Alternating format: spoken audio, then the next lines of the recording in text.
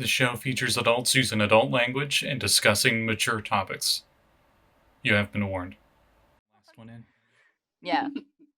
Hello, everybody, and welcome to Hi, Adventures into Trackless. Oh. So what has happened? Let's see. You guys ended up going and saving Azra's younger brother, or it's an older brother. I always keep forgetting. Younger, okay.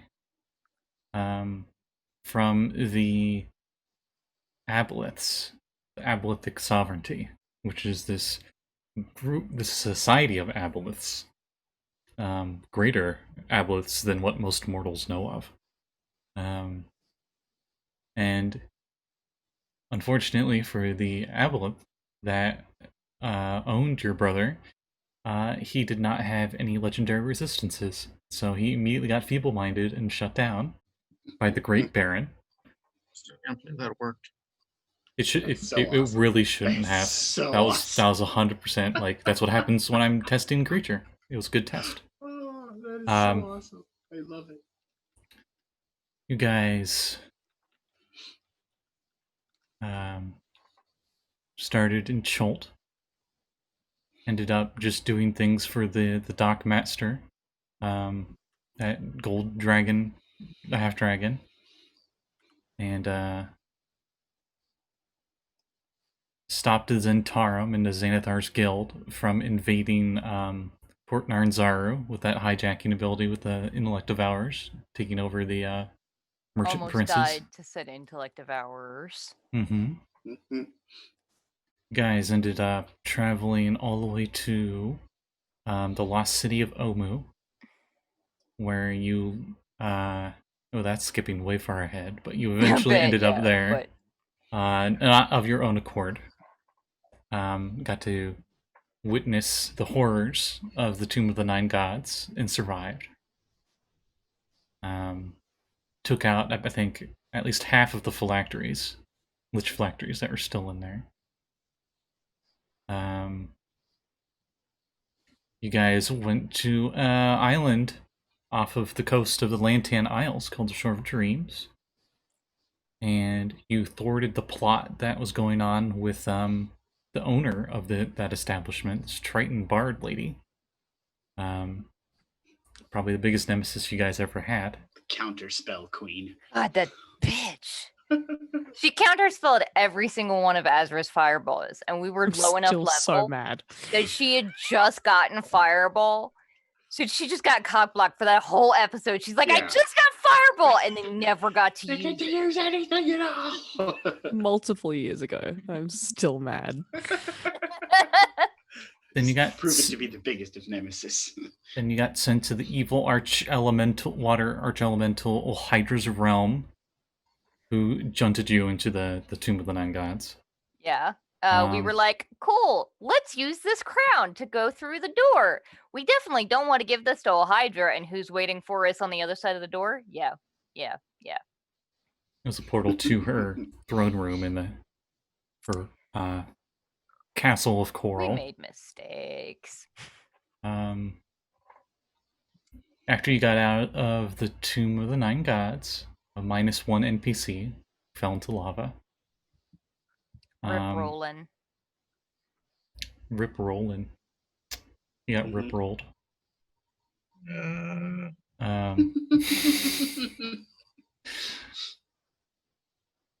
You guys ended up in meeting Rain, one of the adventurers that apparently defeated Azarak in that same tomb. And you helped her a bit because you all were stuck in a realm of dread in Cholt. And it turned out that the Dark Lord there was serving a fraction of the Shadow of Ubtao there. It was a very powerful storm demigod entity. That was a very difficult fight that you guys barely survived and destroyed. Cue to you guys continuing that quest of, after defeating that fragment of the Shadow of Omu, to get rid of the rest of the Shadows of Omu. because you theorized that with those gone, Omu would come back to the lands of Chult. So he ended up in Shadowfell, in Chult's Shadowfell. Dealt with a lot of things, rode some quaddles that explode very easily. Some glass clogs. Encountered a black dragon with her babies. They might have used Varth as a toy before they tried to kill him. The babies did, if I recall. I think you were unconscious and one was just throwing you around for fun, because they're black dragons and they're sadistic like that. Right. Fought a Death Knight and did really well against him. Like, he didn't stand a chance.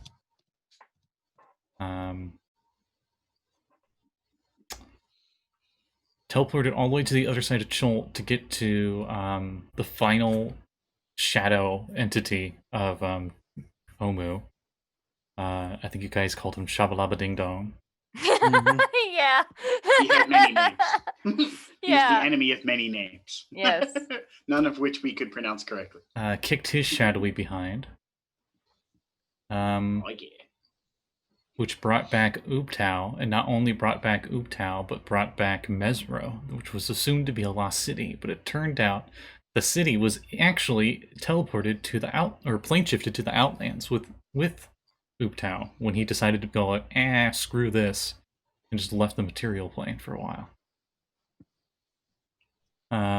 Another thing, forgot to mention, some very important thing. Before any of that, before you guys even went, I think it was right after you guys left the Shore of Dreams, and you guys left the temple, Varth got to seek vengeance on Ice Nasty. Rasnisi, yes. I was like, I know it started with the R. I was just trying to remember. I only remember the Baron's pronunciation of his name. the head of the Yanti in Chult, very powerful necromancer who was a chosen of Ubtao. Very powerful, evil necromancer paladin. Who turned Yanti and had a flame tongue sword. Epic battle ensued.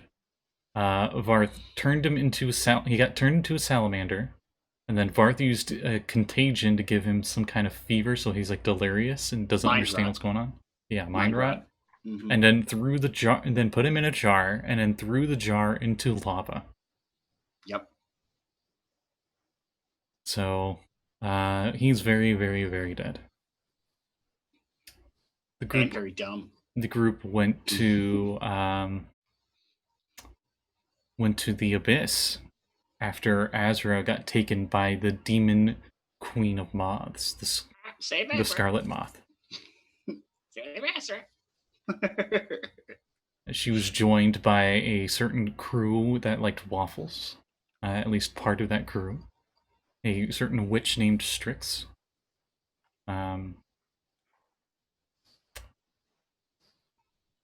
rest of the party eventually ended up there in that same layer of the Abyss.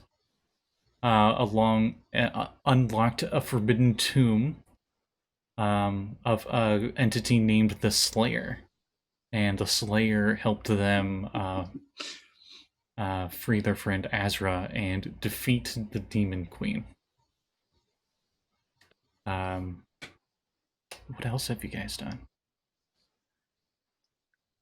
You guys went to Sigil. Dagger wrote a story there. It's being published through all the multiverse.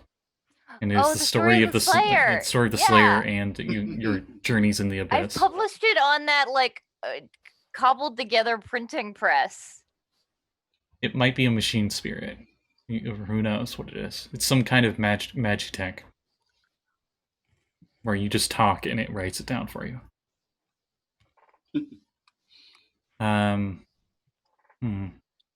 You guys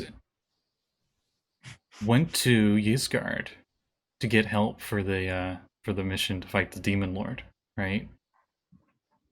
Got a bunch of Valkyries, got a Holophant before the Holophant was statted. And an army of portals.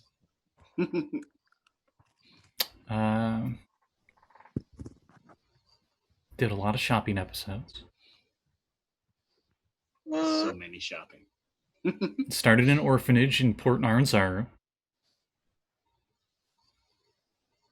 And then had to yell at the priest for selling water. Varth started a cult for Isthisia there. Mm-hmm. And thanks to you guys bringing Ubtao back into the material plane, specifically on Torel, the other gods actually also intervened, and they figured out some deity balancing in Cholt, in the region. So Ubtao is still the main influence, but the other gods are allowed to have some of their power here as well.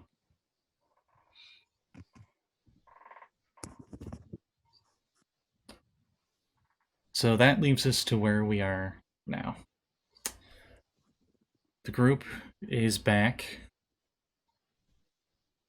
Actually, no, they're still in Azra's demiplane with Azra's brother.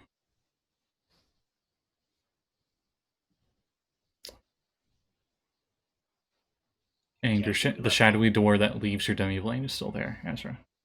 Hasn't been an hour yet. Your brother weary after kind of like freaking out and giving everything he got in one attack.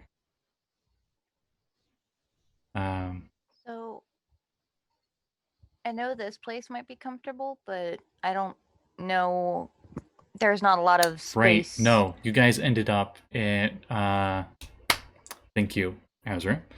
You guys ended up at Dolphin. Yeah, the Dolphin, the tavern in Neverwinter. The tavern in Neverwinter named a dolphin.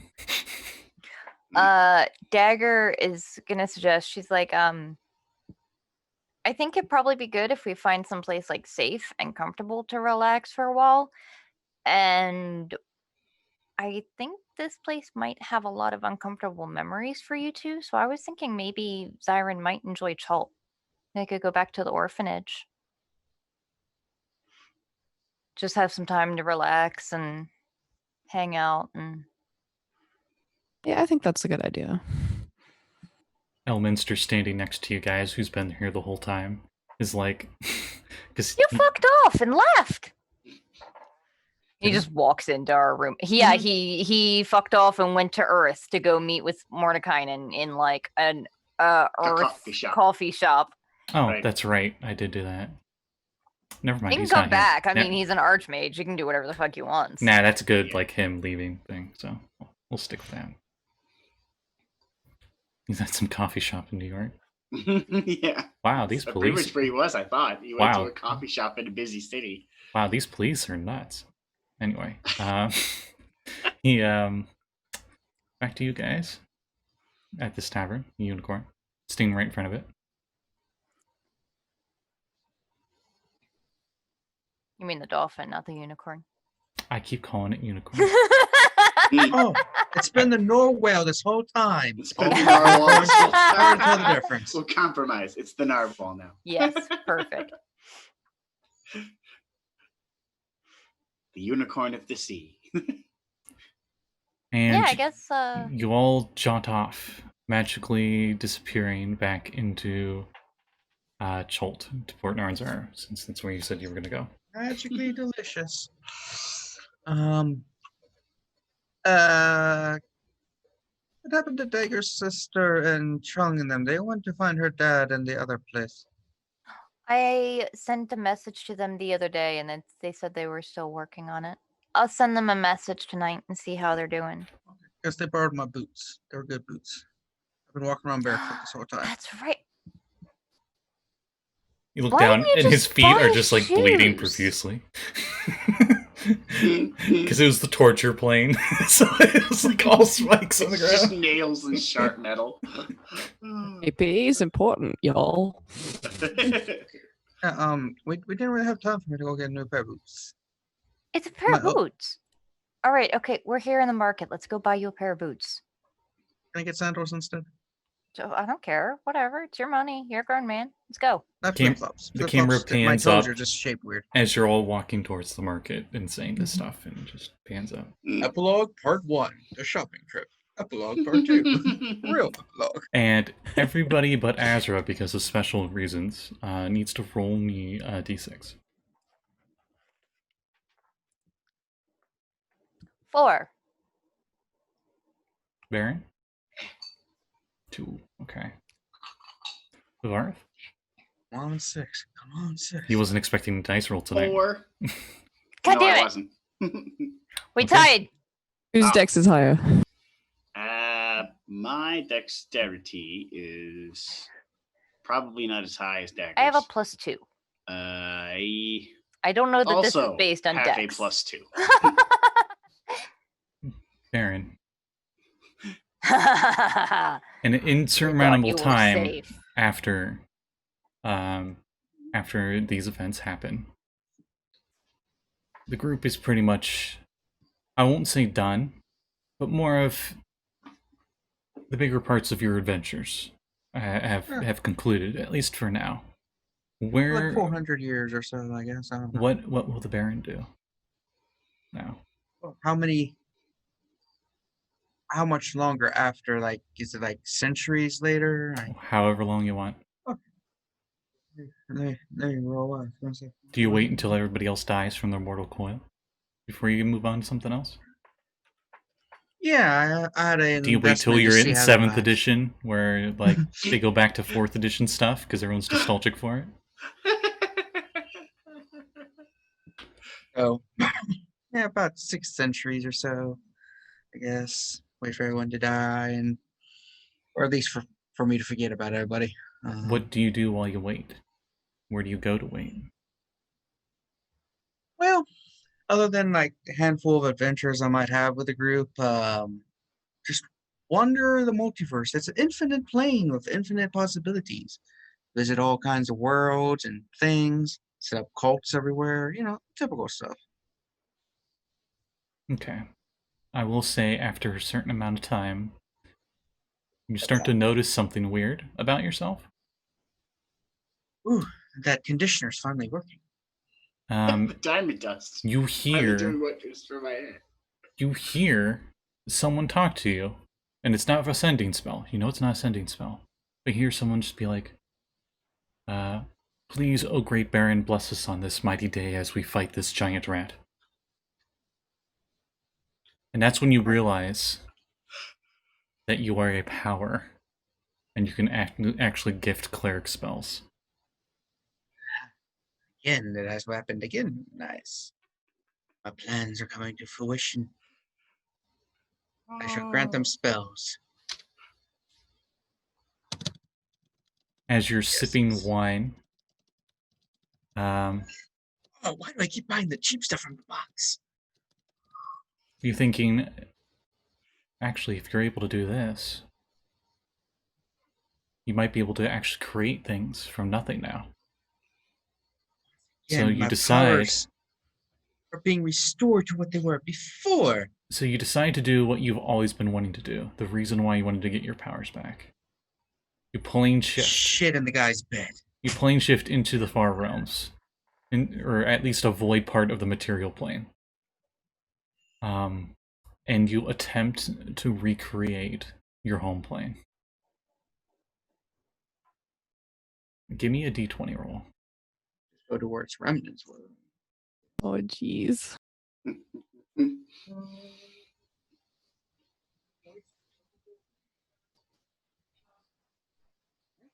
On the dice. How much? I rolled a 19 on the die. Ooh, okay. Did not pull Katrina. You attempt to do this, but then you quickly realize that the main problem that all gods have with the material plane. You can't really change anything in a material plane. It's more of the material has to willingly accept it. That's why that's why gods have their influences and their spells work. Is because their worshippers will channel their power through them to the material plane. You're thinking you can't make it exactly the same as it was before, but you feel like if you go to the outer planes, you could make your own domain, your own realm, and it could be that equivalent. Ooh. I will pull the remnants of the planet to the outer planes. You do that. So we'll just imagine like it's like a planet and it's just like debris of planet rock everywhere. floating out in wild space, and you jumped it over into the astral plane, where now it's silvery space. Much better. Yes. And you See, find with that 19 roll that you are able to make it as accurately as you remember. And then You so as realize I go that you can down- take some things from the ethereal plane. You can actually steal some souls there if you'd wish to recreate your wife and kids. Though you know that deep down you know that they won't be the same. It's not their souls. You'd be you manipulating soul life force that has already floated out in the outer plane. Could I go to Blind Eternities where they probably would be and pull their souls from there? That'll be your next goal, I think. Spend 6 centuries! Oh, wait, 6 more. You are a lesser deity. You don't think you can do that just yet.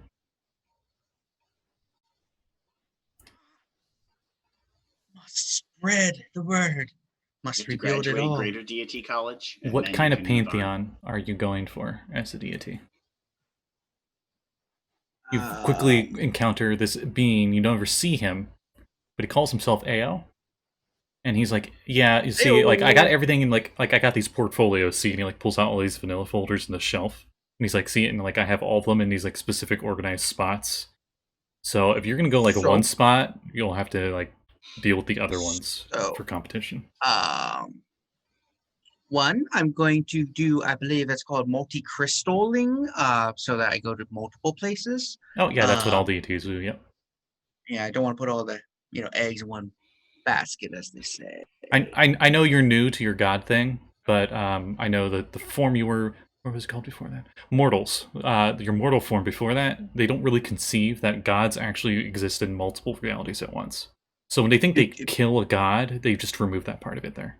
You are aware that before I got to your little area, I was more powerful than gods. Before my powers reduced to the conjunction. The gods there, yes. Yeah, I could do like everything you do, dude. I got demoted, and I'm working my way back up. But as for in your area of Tuel, Chod needs new people. Chod only has one, and I'm sure Oaktail loves me still. Oh, I just got that. I just got that file in the last century, or was it last week? I don't know. Time is kind of irrelevant for me. Yeah, I'll go there. Let's see, because if I go to the main one, I can't really. I'll say I Double always up on like things. how What are God they was used? in Futurama, where he's just the stars lighting up in random spots. I liked that. And so I'll go do that. I think that Mulheron place is lacking some. Same with Unther. Mhm, I'll mhm. join one of those unless they There's don't have gone. one. It's back. Sorry, that's something in my throat. I hear. Let's see. Yeah, it looks like Ubtao is recruiting another deity to take his position of guarding the gate to Dendar.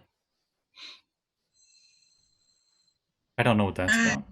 Yeah, I guess some other Probably things some apocalyptic too. thing for that sphere. It's whatever. Well, they always need a god of conquest. Yeah, got the there's an outfit. opening there. There's an opening there. I got the outfit. All right, now Awesome. I'll put you there. Oh, just magic in general too for that area. What else do we got?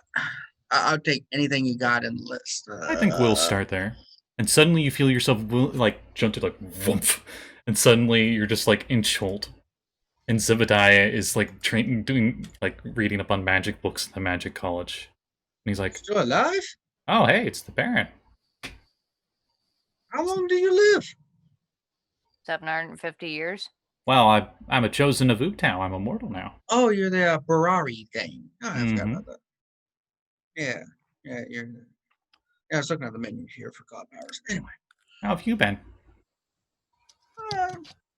traveling the world, universe, planes. Spreading, my words and trying to You can resurrect dead planets. you can now, as a deity, sense the divinity that is in him, and the connection it has to Ooptao. So he's like a demigod. It's like the most smallest little like divine spark. I'm going to touch. Touch Zebediah. Yeah, where it's like, I can feel your soul. Are you all right? Yeah, fine. It's been a while since I had this much power, though I do have to use an avatar when I'm on this plane. That's a weird thing. When I was back in the old days, my area, we didn't need that stuff. It's just whatever. But yeah, granted, we were Eldritch abominations in the flesh. So. Ooptao shows up, and he's like, whoa, whoa, whoa. Wait a minute. Yeah. Whoa, I did not agree to this. Wait a minute, are you here to take my old job? New job. We're creating a pantheon. I was figuring. Damn it. Last time we tried to do this, there was a bunch of snake gods. That's so annoying. No, I got an idea. Zebediah is the greatest. We should elevate him to be the guardian of Dundar. Oh, no, I wouldn't go that far. It's okay. You're so humble. Your humbleness is very humbling, but it is a great honor. I like fishing, and that's a volcano. I don't think I would be very welcome there. Avatars. You just create an avatar to do something for you. Fine. We'll just find another schmuck. Oh, we should have a contest. Your greatest warriors all fight, and the last one alive gets elevated to take the spot. Ooptao's like, that should be entertaining. Yeah. What do you think, Zebediah? And he just shrugs. Yeah, I'll do that. You're not gonna, like, ask me to do anything for you, right? Ooptao says to you. No, I'm just joining your pantheon, so we're going to be, Oh, thank God, less work on me. Okay, bye. And he just disappears. That's a weird phrase. Thank God. Do you mean the Baron? Thank me? Shows up behind you. Yeah, sure, whatever. And then disappears. And Yeah, Zebediah whatever you says, say, man. yeah, I'm pretty sure that's why he made the Bari to begin with. From what I'm reading here in the history books, he just didn't want to do the work himself. It's a lot of responsibility. Bless his lazy heart. Oh, Yeah. sorry, I got a class I gotta start up. And he goes to pick up the heavy tome that he had. Huh. Yeah. Good luck with your god stuff. I Thanks. guess I'll be seeing you. Maybe. And he heads off into a room where there's a bunch of Cholton adolescents. Got little wizard robes and stuff. It's adorable. You're pretty sure that Zebediah might turn into a chosen for you instead in the future, considering he's a wizard and you're going in the magic pantheon.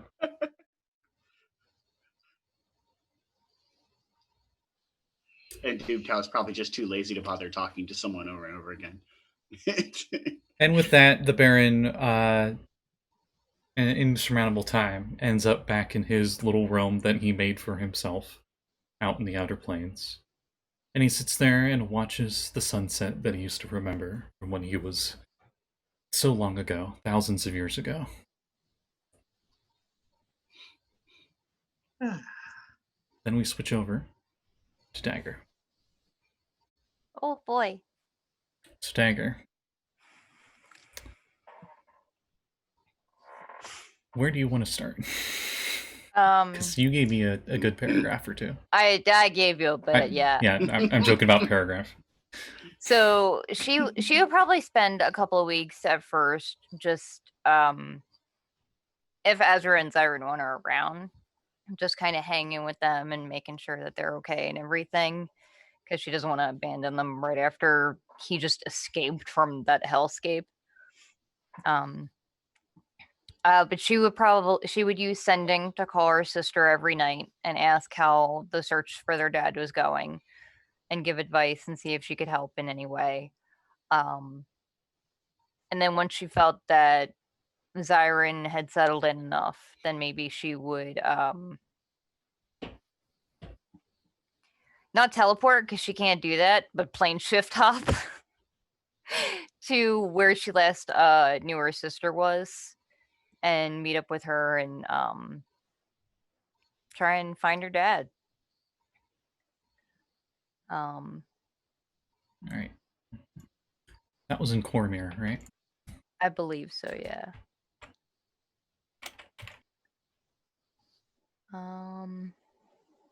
You eventually, in a certain amount of time, it could have been its own side adventure on its own, but being the 20th level adventurer you are, all the challenges that would have been thrown at you for this would have been pretty trivial, so we don't need to, we can just skip ahead. We could even say, probably with your skills, with the how sharp your word is sharper than any blade that you could wield. So you probably just get there via charisma checks and whatnot.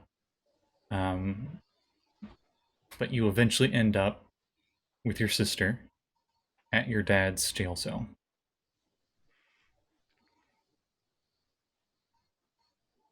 And he's just sort of sitting he's sitting on the bunk, not the bunk, the little bed cot, and he is looking up towards the light that's coming in from the little window up near the top where there's like 3 iron bars. I imagine Tess is, because Tess was always the one that was like, she kind of hated their dad's guts because she felt that he abandoned them, whereas Dagger was more of the opinion of, well, he probably had a reason for not coming back. So I imagine Tess is just like sternly just giving him,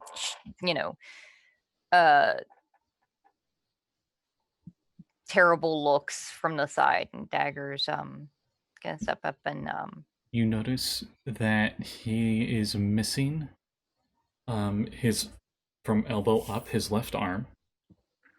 And that is bandaged like as almost like a stub. And he has a peg leg for his right leg. From the knee down.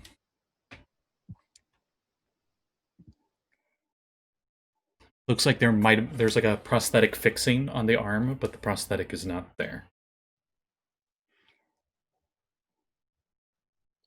Ander Windriver. What do you want? He turns around and looks at you. This is not a man that you recognize. You know it's your dad, but I mean, it's been so long. He looks so tired. He's so much older. He has a scraggly beard. He's a lot thinner than you remember. But he still has that tattoo. It's me. It's Rowan. He gets up slowly. Goes to lean on the wall, and he just like leans over and using the wall as support and comes over to the bars. And he seems to try to get a good look at you. Well, everything here kind of smells horrible. And he's like, come to gawk at your old pa then? Oh, I came to get you out of this shithole.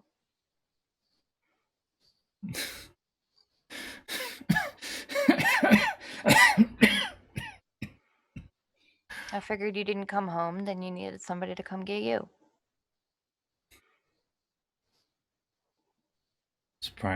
Surprised you would want to do that for me after leaving you.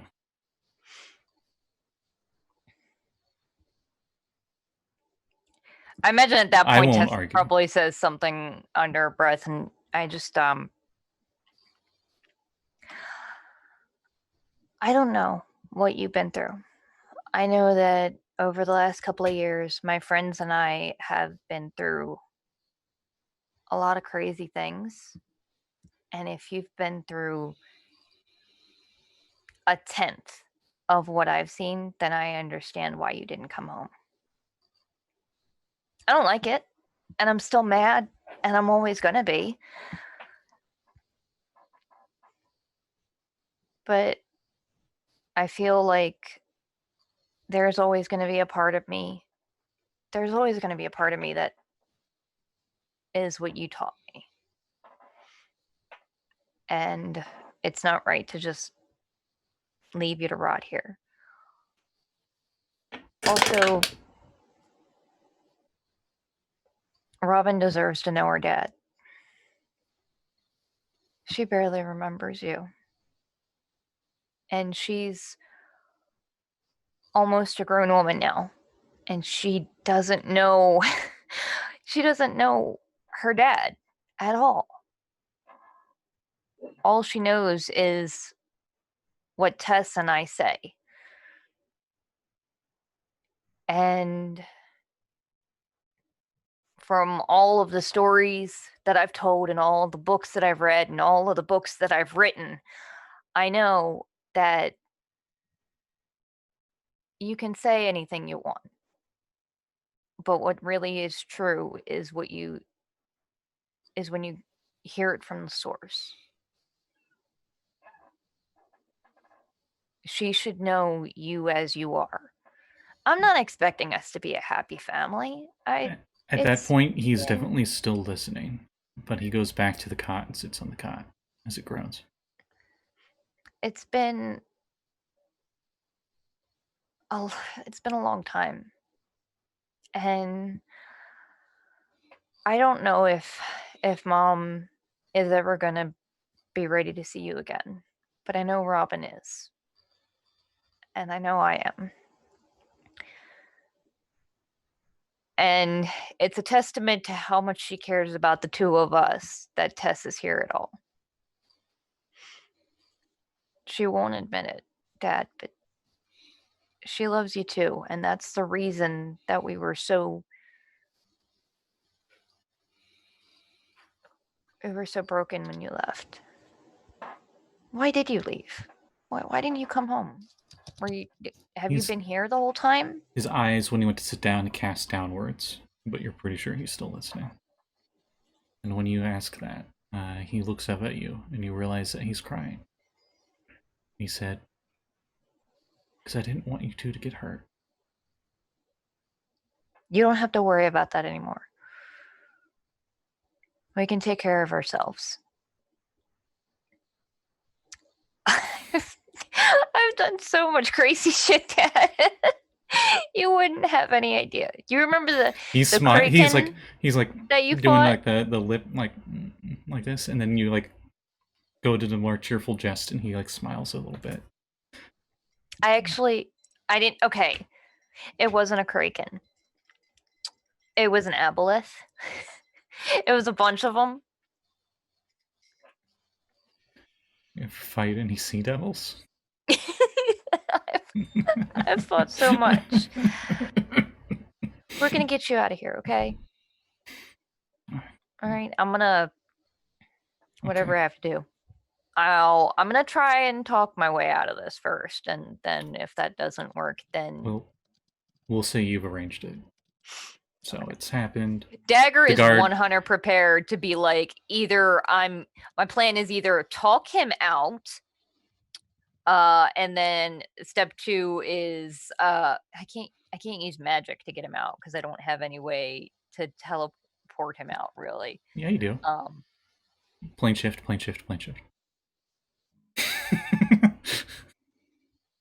I can't plane shift him though.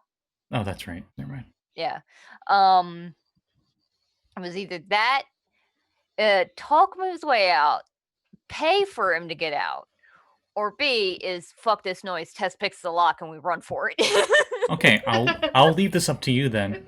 Which of those options do you choose? You do know when you guys came in here, because I'm going to say you guys came in peacefully and diplomatically. Yeah. The guards let you in; they're letting you visit. That he is in here for a multitude of sentences. A lot of them are for murder. One of them is for stealing and vandalizing a government official's boat, catching it on fire and sending it out to sea. Stuff like that. You know, he's done pirating things, but like expensive pirating things. And He also wore a blue shirt on Red Shirt Tuesday, which is a 20-year sentence. Scandalous. It's Cormier. There's that many laws. His God, brain farting on the word. Not his bounty. His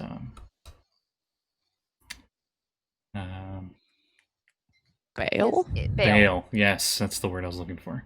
His bail is 1,000 gold. Worst case scenario, Varth can shape stone. Yeah. He could just bend the stone around No, the bars and Dagger walk. You could wants walk to. out. Dagger wants to do this as fair as possible. Without that, he's got like 112-year sentence. Yeah, she would. Pocket change. She would definitely You pay served the like bail. 30 of it by now. Okay. And then assure them that, because like the bail would be like he's just out for a time and he's still going to come back for trial. Yeah. Or is that just like he's out and clear? I'll say that's he's out and clear, just for the sake of bail convenience. is kind of he's out and clear, yeah. I won't look up the nitty gritty of Cormier government laws. Yeah. For the love that We'll is say holy that's- and your own sanity, don't do it. Yeah, but I'll just Somebody say. wrote it out. I mean, they did with Waterdeep and Baldur's Gate for 5e. They would need a whole book just for the laws of Cormier. It's insane. But we'll say you paid the bail and you got him out. You don't need to worry about the gold. We can say this insurmountable time later. You got the gold for it and everything.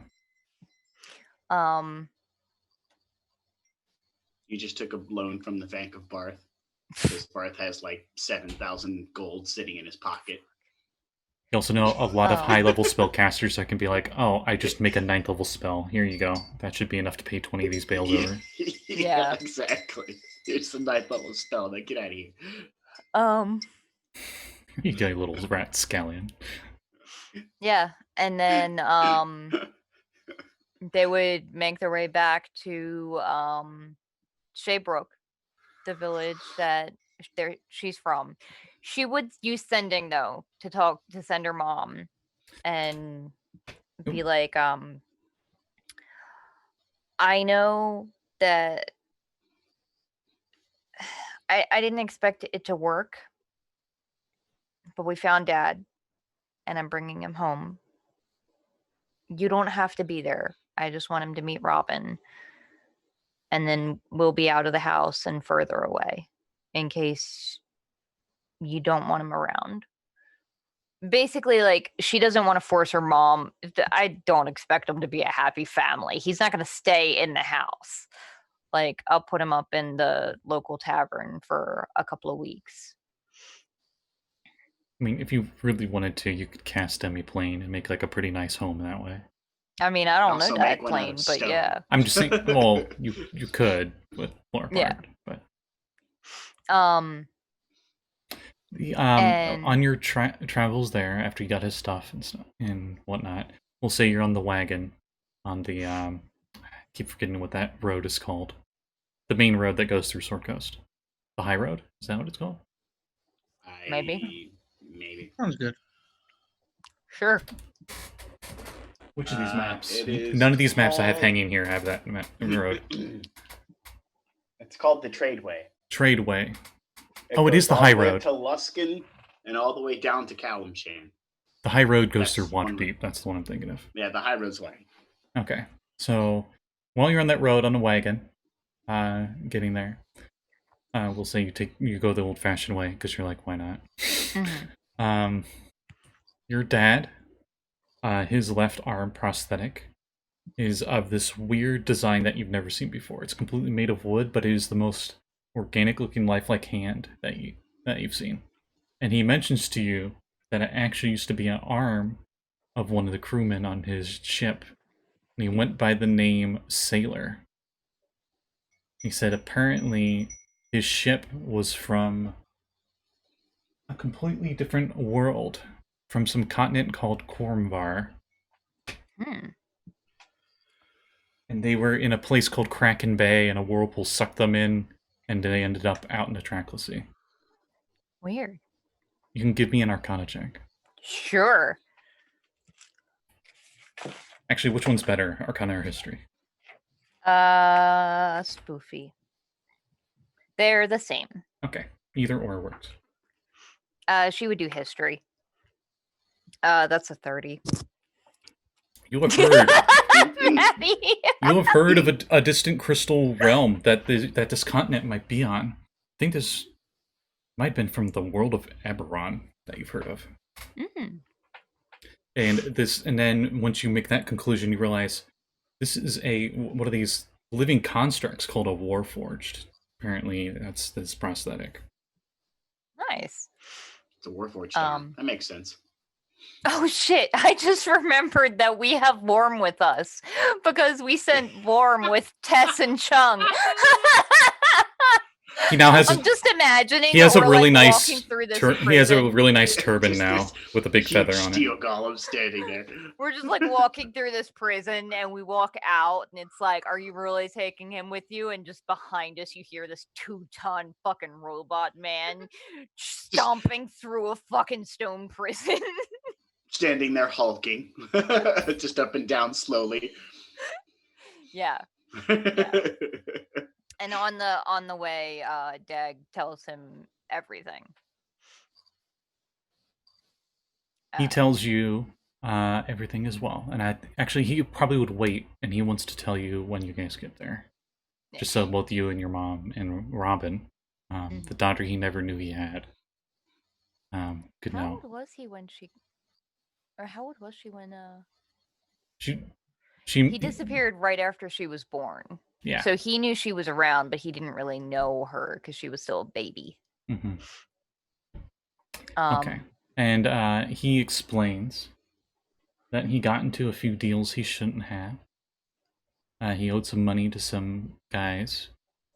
And he knew that if he couldn't pay for it, which he couldn't, that they could do more than just beat him up. They knew of you guys and where you lived. So he left you guys to try to protect you. And he explains about other pirating things he's done, how they encountered a lot of crazy things. These weird shark octopus demons attacked them one time. Trying to think of some other things from Zebediah's guide, but you get the point. Do I think he actually fought a kraken, or was he just making that shit up because we were kids? You can give me an insight. Actually, you don't need to. It was because you were a kid. Okay. He doesn't mention anything about a kraken or anything close. Okay. Yeah. There's this giant squid, and it was like 10 feet long. Yeah.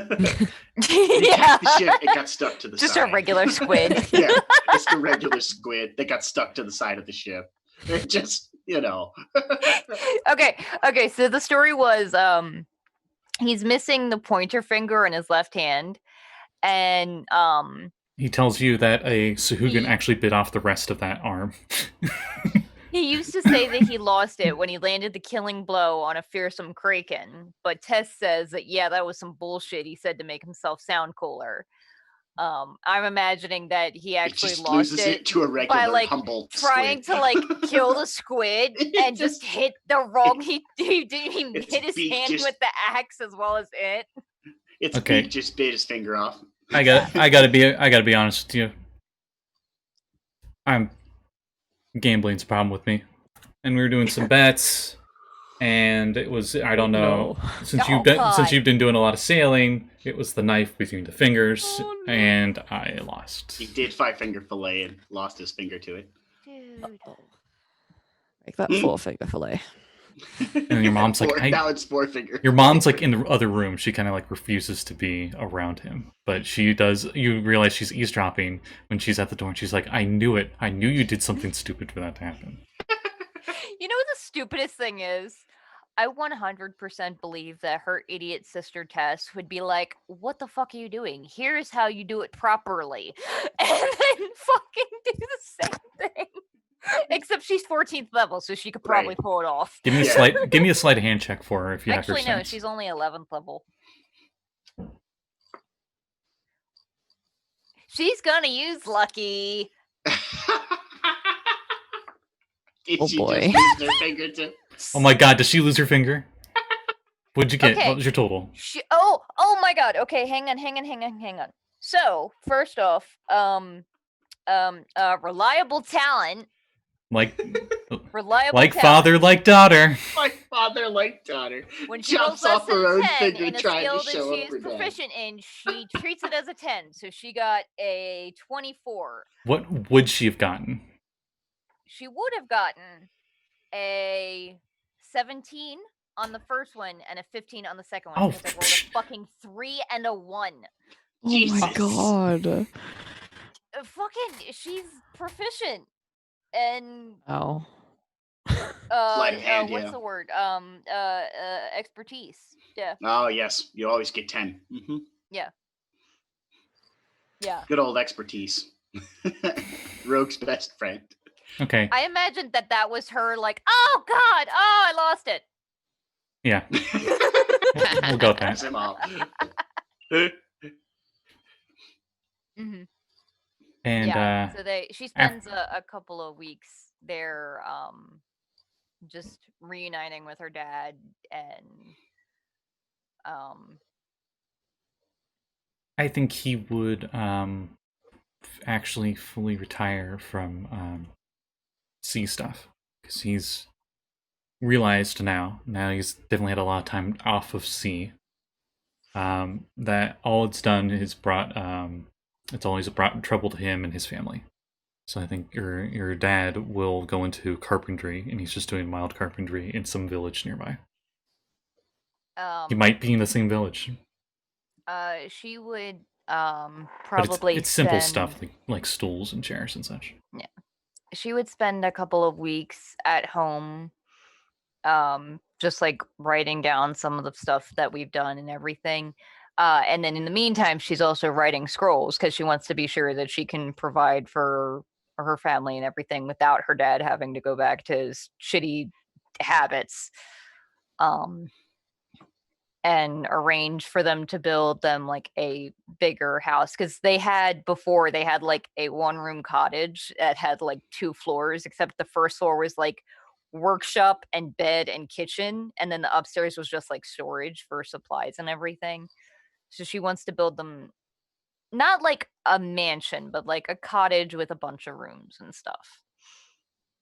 What high level spells do you have that you'd be making? Nothing that would use for that. She would be selling scrolls and using the money to pay people. What high level spells do you know? Like 7th level and higher? I know Resurrection, Holy Aura, Power Word Stun, and Mass Heal. I figure the Resurrection would probably the one that sells the most. Okay. You're next to Baldur's Gate, and you have a spell that could easily make you a crap load of money.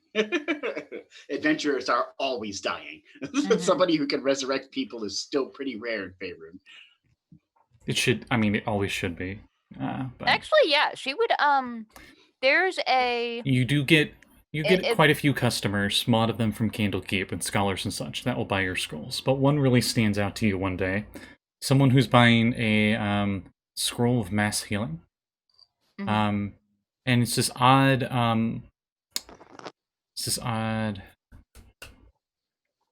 trying to think what he would look like. You know what? I'll say it. He was a Chilton looking scholarly figure. And he is wearing emerald spectacles, which is very weird. It does not match the rest of his color scheme, which he has a lot of reds and blues. But he gets that from you. And there was just something kind of fishy about him.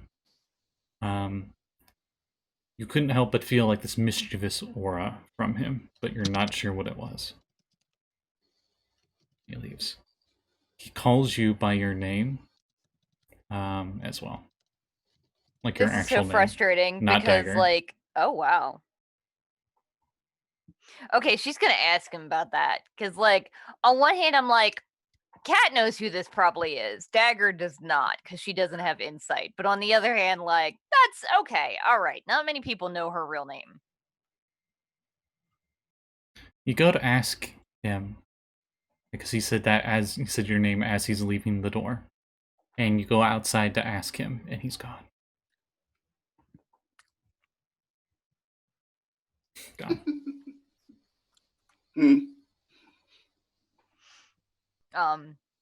But she would actually probably On the ground is a note. Oh. Now, in the note, there's a little quick doodle of a fox with its tongue sticking out. Oh, was it? Oh, that dirty bastard! No way! No way! Ah! There's no way he's still alive. It dropped a library on his head. We dropped a library. No, he dropped a. We were in the library. He was not. No, he was disintegrated in his home plane. Yeah.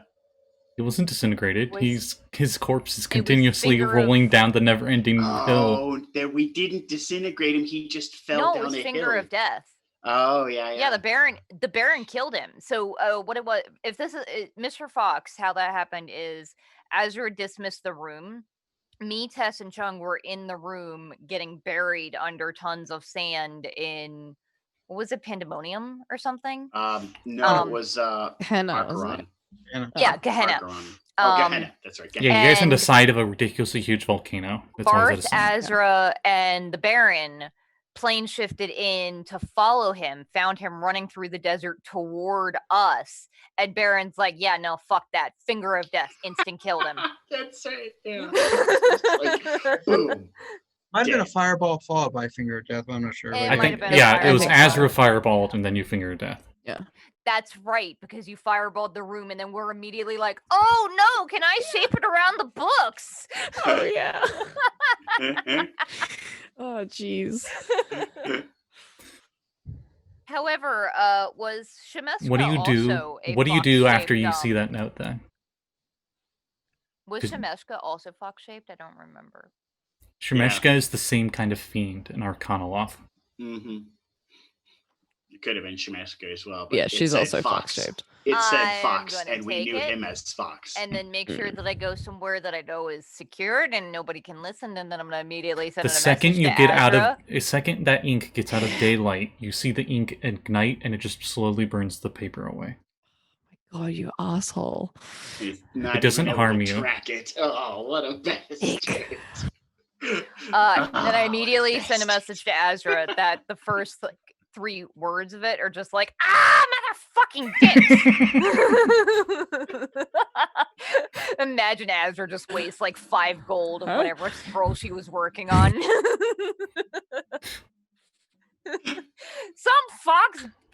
Somebody left a note for me. Okay, all right, hang on. This is probably gonna take a couple sendings.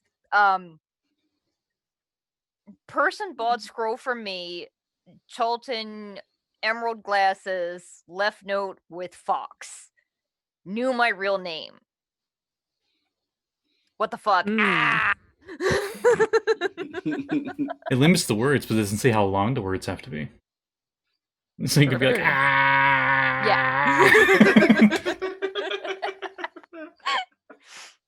ah. You probably just get back a whole message of okay. and then she teleports to you. Oh, okay. I was gonna say, I'm like, the second message should have been, fuck, should I use that? I want to use legend lore. Do it. Azra will be there for that. Do you use legend lore? Yeah. You use legend lore and nothing happens. You get wow, nothing. What? Ah, What? he's fucking non-detected. Oh, god. You can't damn it. legend lore him if he's Oh, non-detected. That's so Or it's a nobody. sense wasted. Full on nobody. or it's literally a nobody. Baron's Yeah, here the they whole turned him time. into a slave for a small portion of that instance. Technically, Baron would be here the whole time. This is before Baron did all that other stuff. Well, where would he be Chronologically, hanging things are around? confusing. Hmm. I gotta hang around. I have invested into the Well, I said orphanage. where? Because like you could be hanging with any of us. You can go where the fuck you want. We can all Baron, do that. we'll say Baron's like here in the scene, and he coincidentally has on the hat that merchant had on in Neverwinter. There's a slight little blood stain on the side of it. Mm. Because like at first I thought that maybe it was Ubtal playing with me, but because like he's the god, he should know my name. Dad no. don't care. You know what I just realized? Hmm. I never bothered to like buy a ring of non-detection. Oh. So all that Yeah, you shit didn't. that I can do to people, they You do can do to recall me. that Yep. that scholarly fellow with the emerald glasses did have on a few rings. One of or two of them might have been magical. Okay, Cool. Dagger is immediately going to go on about attempting to purchase the means to put wards around her family's new house and the Mm. current house. You can have my ring of mind shielding in the meantime. It's not really the same thing, but Azra thinks it might help. I mean, it'll stop anything further from learning more about me. Yeah. We'll say you eventually learn that was one of Shemeshka's agents trolling you. Okay. Fucking bitch. Fuck's sake. Holy bastards. And they Oh, actually needed so needed much. that spell for some secret mission of some kind for some of her agents. Yeah, probably But for they- people like us, considering we almost went to her the last But- time we had something Mhm. bad like that. But pretty much the whole message that she's giving you for that is like, even if you think you're her enemy, you are helping her, no matter what. Mm-hmm. Sly freaking bitch. There's a reason why she runs Sigil. Place filled with demons and angels of all Mhm. powers. But And yeah, then she would go ahead and also you do remember all Arcanoloths know when one of their kind has been killed, so they would all know you, your group anyway. Oh, Oops. great. Mm-hmm. Great.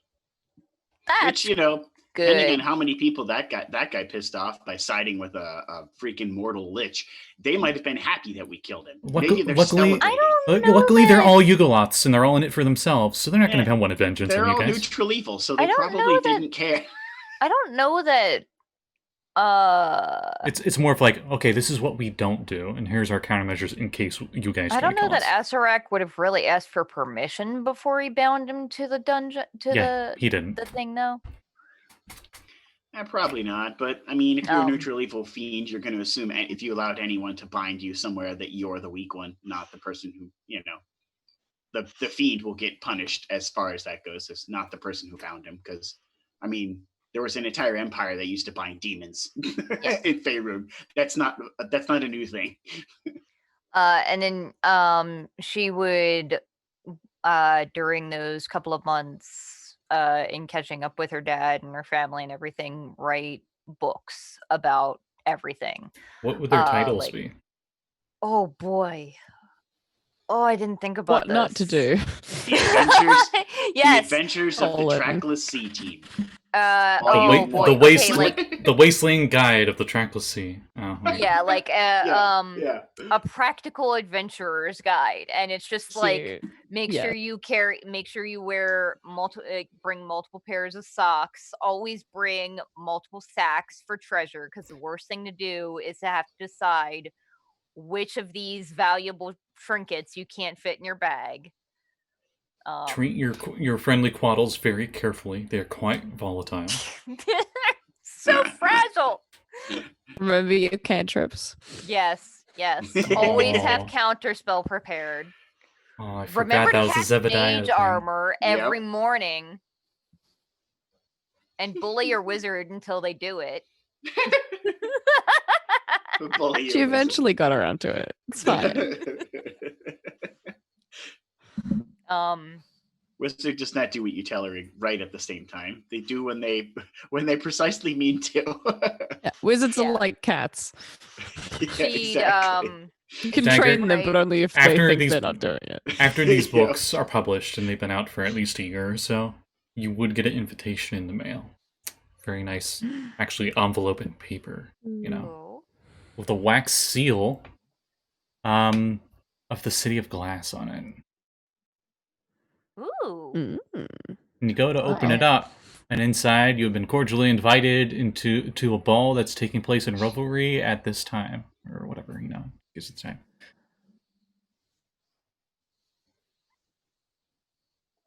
Who's hosting it? The Myriads of the City of Glass. Fucking damn it. Those tricksy Myriadses. Bless you. Yeah, I was exactly my turn. Will the mithril dragon be there? Because Yeah. So real quick, the books that she wrote, she wanted to do like a full accounting of their adventures, and then write down everything she can remember about the new planes that the Baron had introduced them to, and then like ancient Chult and Mesro and that sort of stuff. And then fuck it, she would plane shift hop back to wherever Azra was at the time. Like With the island. plane shift from here to Sigil and then to the island, and be like, I got an invitation to the City of Glass to a ball, which is super fancy and cool. Downside, it's being hosted by the Marids. Azra's just like, man, we got to get you like a helm of teleport or something because this It's is fine, getting this is ridiculous. Mm. But also, It's fine. It's just like instead of going straight across, Teacher, look, dancing lights. the other side. Whee! As a little kid comes up to Azra. Oh god. yeah, not yet. And he goes to make it, and like a little light shows up, and it only shows up like very faintly for a brief moment, and you hear like a and the kid's like both sad that it messed up, but also laughing because it was a fart noise. Ezra's attempting not to laugh at the fart noise, not succeeding. Must not. Powerful archmage still laughs at fart jokes. And then the kid waddles off somewhere else. Just came to annoy you. I'm not even gonna lie, I'm really excited by this just because I finally get to use the Pinterest board that I made for ideas for what Dagger would wear for like formal wear, because that never came up. Okay, so we'll skip ahead. We'll skip ahead to that real quick because I kind of want to go to Azra and Varth eventually. Yeah, sorry, yeah. What would you be wearing? when you go? First she would insist on bringing her friends because they are the entire reason that these books got written, because Oh, she well. would be dead without them. You heard that, everybody. I guess forget one last little thing altogether. Fancy Sorry. episode. Yes. I wear my fanciest Nixie outfit that I've repaired several times, and It is the only thing that form-fitting still and fits. slimming. Mm. Can you slim Technically, water? I can make myself out of water, so it's all slimming and fitting. But I mean, Something slims you it's- too much, you turn to ice. Yeah, I was about to say, but it's form-fitting in the Exactly. way like anime is, where like their clothes seem to somehow perfectly form-fit them. Anyways, Mm-hmm. Not uncomfortably so, but like comfortably form-fitting. okay. The Baron dresses as the Baron. I think he always Mhm. dresses pretty nice. Mhm. Guys, I got a good hair conditioner for the hair. It's called Diamond Dust. Just sprinkle some in. It'll be all good. Oh my god. Some I Chris- forgot how annoying you were. What is Azra Ow. wearing? In like 2 weeks. Are you gonna Yeah, be like? so Are you gonna be like just the mages in the Witcher show, where they're kind of formal attire? They're always too sexy for Azra, just personally. Okay, fair enough. Probably something like that. Like something that cross between that and like a more traditional, like wizard robe-y sort of thing. Okay, Embroidery. There's cats hidden in the embroidery. nice. Actual living cats or No. Although, like, your being- magic, for all I know. I them just being able to imagine- animate would be Zebediah cool, would though. help you find a wizard who knows fabricate, but it also is proficient in clothes making and Cute. such. So they probably Nice. made your dress with fabricate. I'm just imagining like a rope of useful items, but it's just cats. You pull off a patch and a cat All shows the up. patches are Open the cats. Nice. Cats I will aren't create dogs. that magical item in my downtime. Dagger would probably wear like a simple dress, a little inspired by like Greek togas sort of, but like the empire waisted dress with like flowy sleeves and all, but very understated. And she would also make sure she's wearing very sensible sandals, with the assumption that at some point I'm gonna have to run because reasons. Yep. All right, you all show up there, and the host of Revelry welcomes you when you come in. He's like, "Why, hello, my oh my, welcome to Revelry. Oh I god, hope you miss enjoy this the guy. ball, ladies and gents." And he takes off his giant hat.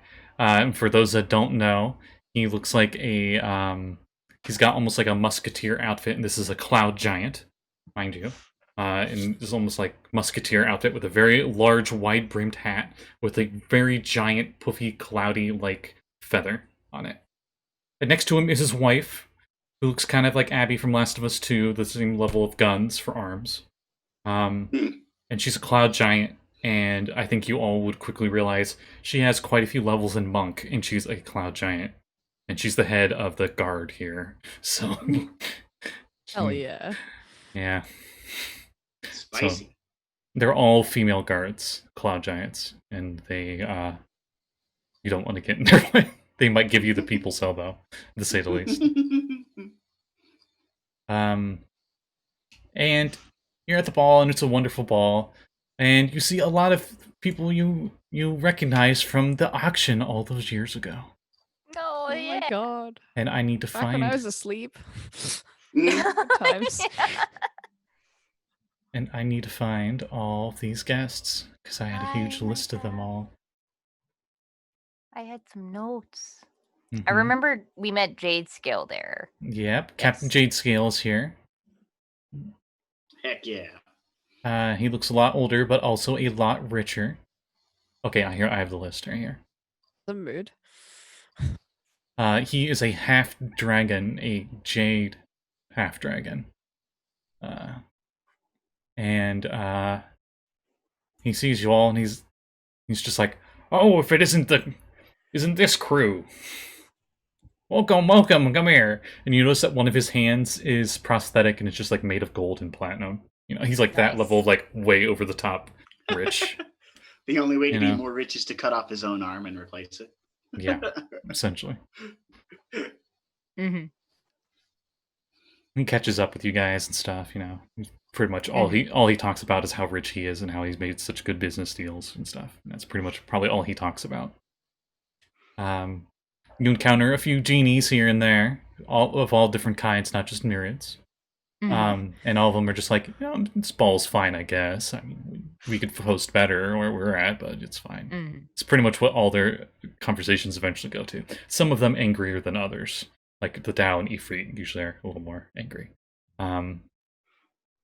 Oh, quick note. Mhm. In the book that Dagger wrote about our adventures, I made sure to be very generous when talking about the section with Habibi.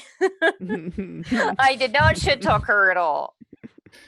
The only people here that you don't recognize from that auction way back when, or that aren't here from way back when, is a trio of sea hags that you guys killed. We killed them? They were the ones in the... Oh, yeah. The Blue Coven. You guys didn't know it. I'll say you found out later through Candlekeep or something. That they actually were a legion mindset, where they had like a hive mind, and they all three thought at the same time. Ugh, gross. Yeah. You find Dipper. She was the cute dolphin princess, Druid spells. God, the anime dolphin princess. I forgot about her. Oh. And she's just like hovering around, saying hi to everybody. Oh, bless. She has her own harem of male dolphins around her. Because those dolphins, they're horny. You see a high priestess of Secolia, the shark god, and her name is Cathbritas. She's a Sahugan. And she talks about how proud she is that she was able to turn her mate, her baron, into a were shark through blessings and whatnot. And the rest of you are like, yeah, she did some like cursed dark magic shit, but it's whatever.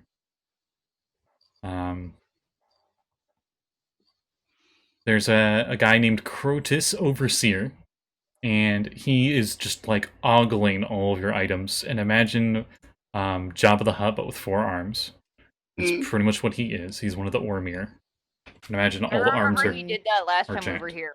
Yes. Yeah, we have even Mhm. more shit. Mm-hmm. Yeah, we do. But he's There's so much more shit. he's kind of he's pretty gross because 1, he's a slimy slug thing, and 2, he's literally salivating at your guys' magic items, and he has a giant mouth. Ew. He's like, is that a necklace of identify? Just drilling your eye. I'll give you 10,000 gold for it. I'll give you 10,000 gold to go away. Is it magical? Like, a one-hand dagger is really tempted because, like, that thing was super cheap to make. I could definitely make another one. On the other hand, No. sentimental value. Yeah. Yeah. And I feel like he's the type that if you sell him one thing, he's gonna badger you for the rest of your life until you sell him Yeah. everything. Mhm. Probably. Yeah. So you don't sell to him. No. Okay. So then we move on to other people. I just want to make these real quick. We won't go through the chats with all of them. But Chief Gritboon of House Elnamor, a merfolk. A Bimdul Plop, the priest king and head of House Limbulploop, a Kuatoa. Your favorite NPC from this auction, from what I recall, Puff of Bubbles, the Aqua of the Nixie. She somehow has an even more elegant bubble dress this time. I love her. Cora Sharpeye, head of House Sharpeye, is a halfling. And he is probably middle-aged at this point. He was like maybe in his 30s before that. You see a human, but you're like, whatever, it's a human. I'm joking. His name's Guy Andromeda. And he appears to be some kind of wealthy merchant of some kind. There's a guy named Erdan Meladrill, head of House Meladrill, and he's a sea elf. Some high-level wizard. Not as high-level, not an arch-wizard, but he's a wizard.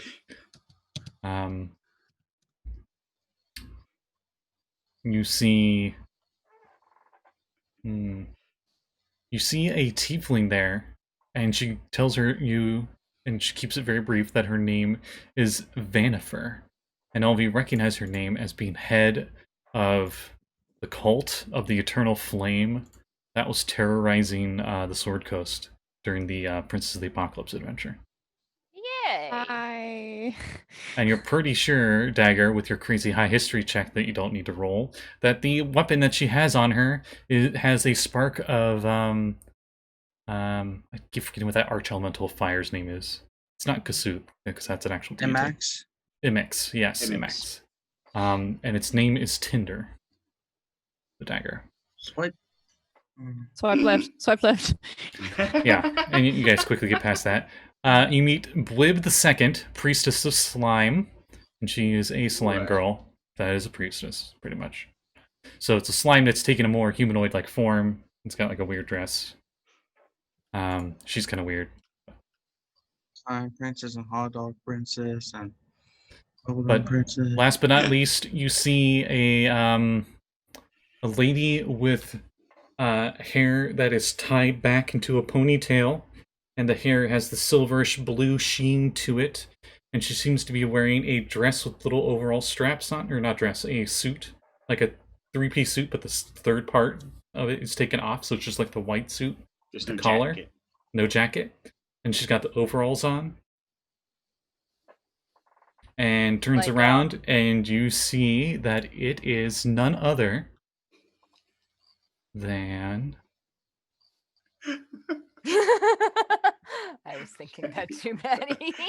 Good. Good. I just had her name up. Is it the Mythro Dragon? Yes. Renoth Venzendar. Where did her name go? I got like the full list here, and somehow I'm like skipping past her. What I wrote down was Renoth. Oh, there she is. There she is.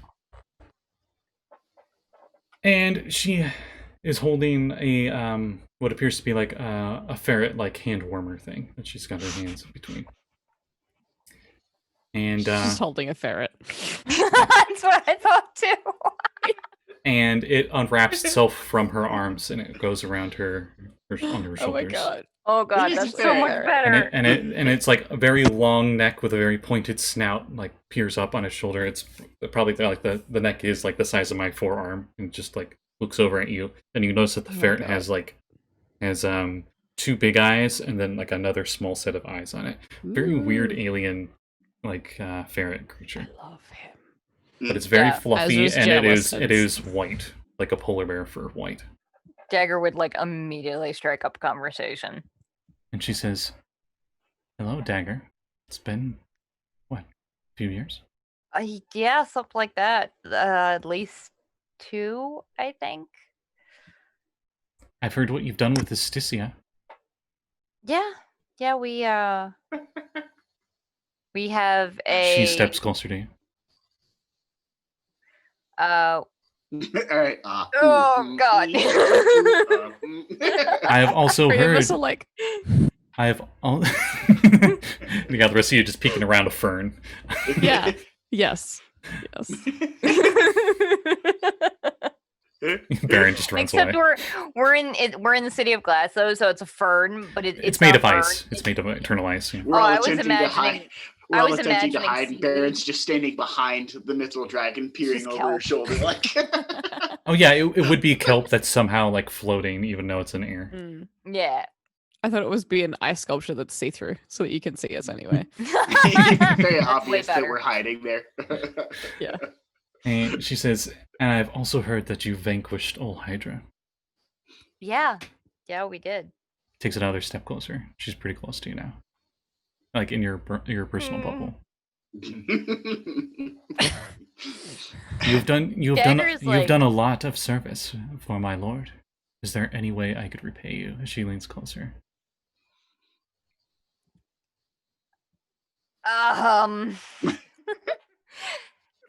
There's nothing to repay. I mean, we didn't do it for reward. We did it because it was the right thing to do. And well, Hydra was making people suffer, was causing suffering. She sank the island we were going to live on. She did. She boops her finger on your nose and backs up and says, "And that's what I like about you." And you notice that her nails are painted in like a mithril nail paint. Oh god. Dagger is like uber blushing. God, she's the most virgin bard ever. Well, She's such a nerd. the least I can do is offer you a dance. Sure. Blushes even more. Yeah. Give me a performance roll. I think Oh, boy. I'm pretty sure you'll outdance her. I mean, My god. You want to say disadvantage because you're nervous? yeah, that makes sense. I was about to say, in the end, I'll leave that up It's to you. not a big difference. She got a dirty 20. It wasn't bad. Oh, okay. I'm not. I don't have expertise in this. Actually, wait, no. She is proficient in performance dance. Don't forget to add her charisma. 26. Sorry. I was going to say, don't forget to add her charisma. I also got a 26. Oh my god. Oh, man. That's a pretty nice Equality. dance. And then your dance is interrupted as that myriad lady shows up, the noble myriad, and she's like, "I knew it! I knew she was here!" And then there's like chaos ensues, and you guys are like running away, and and You lose Yeah. one shoe, and then the mithril dragon like gets the shoe, and yeah, has to find yes, we'll do that. Oh god. And we'll You're sitting in your couch at home later, enjoying some tea or coffee while reading a book, and this mithril dragon knocks on the door. you, holding a Oh shoe. god. Holding a shoe. I think this is Yeah. yours. We never finished our dance. Aw. don't you know dragon dances for life? It stopped dancing. Yeah. It's called the dance of love. Anyway, we'll go over now. That's, I think, a good spot. And we'll go to Varth.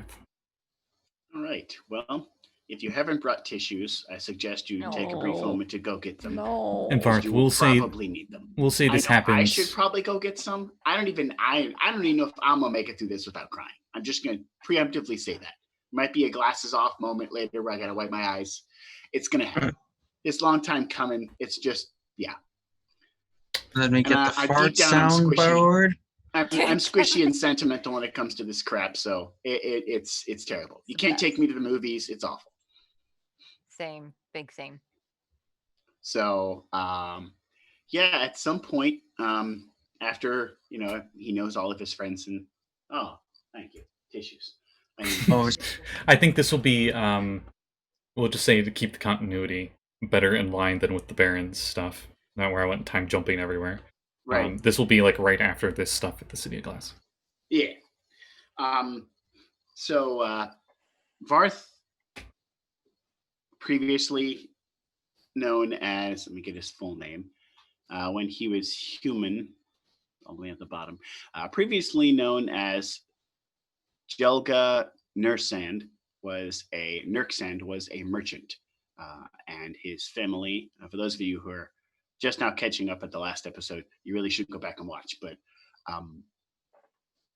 his family consisted of his wife and his daughter.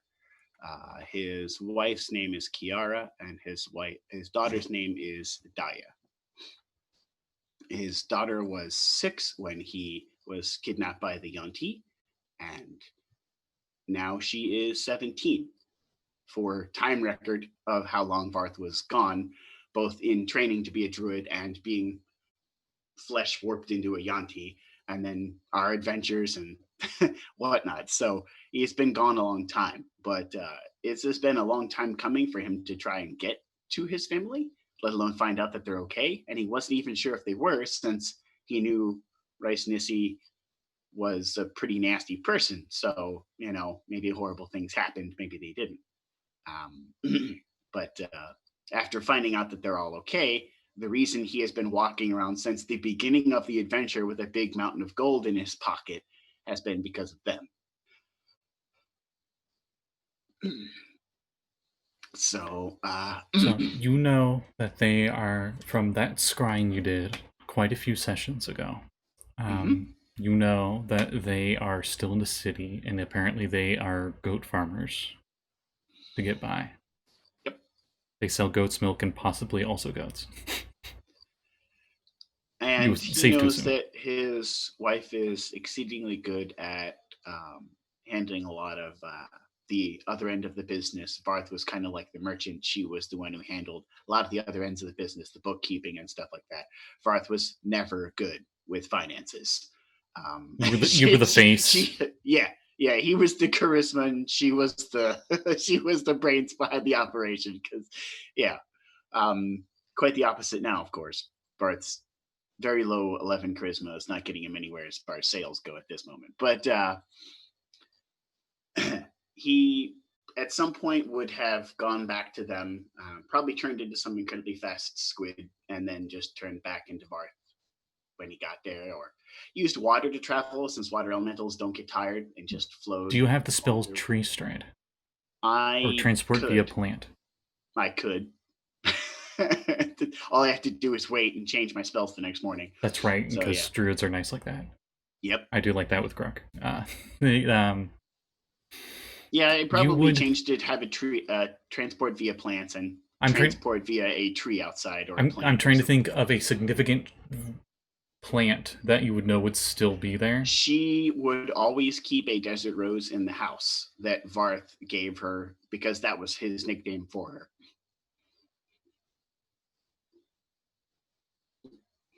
But no, I'm gonna roll for it. Roses are really hard to keep up. There is a desert rose that specifically grows, I think, in the desert. I think it's more of like to see if she actually fully kept it taken care of, because that rose would be really old by now. I know the plant can last a long time, but you go to cast that spell, and you suddenly end up in this kitchen, in this very commoner's home. All the pans and stuff rattle from the sudden jolt of you being there. As you emerge out of the rose. And the rose itself is bigger than you remember, but it also looks quite a bit older. It's lost a bit of its color. It seems to be like the bud itself seems to weigh onto the stem more than it did before. Not enough to where it's like drooping and dying. It's just definitely much older. And you can hear outside a fairly busy street. And you can see outside the windows and such in here, and there's bits of dust every once in a while, and probably the very first thing you notice is the dry heat that immediately brings back nostalgia for you of home. Does this look like the house from the scrying I did? Or You're just not. You never saw the interior of it, so you're not sure. But it'd be safe to assume, unless she sold this flower to somebody, which you highly doubt. No, probably not. She was loyal and sentimental, so more than likely not. I guess I'll go outside then. As you're going outside,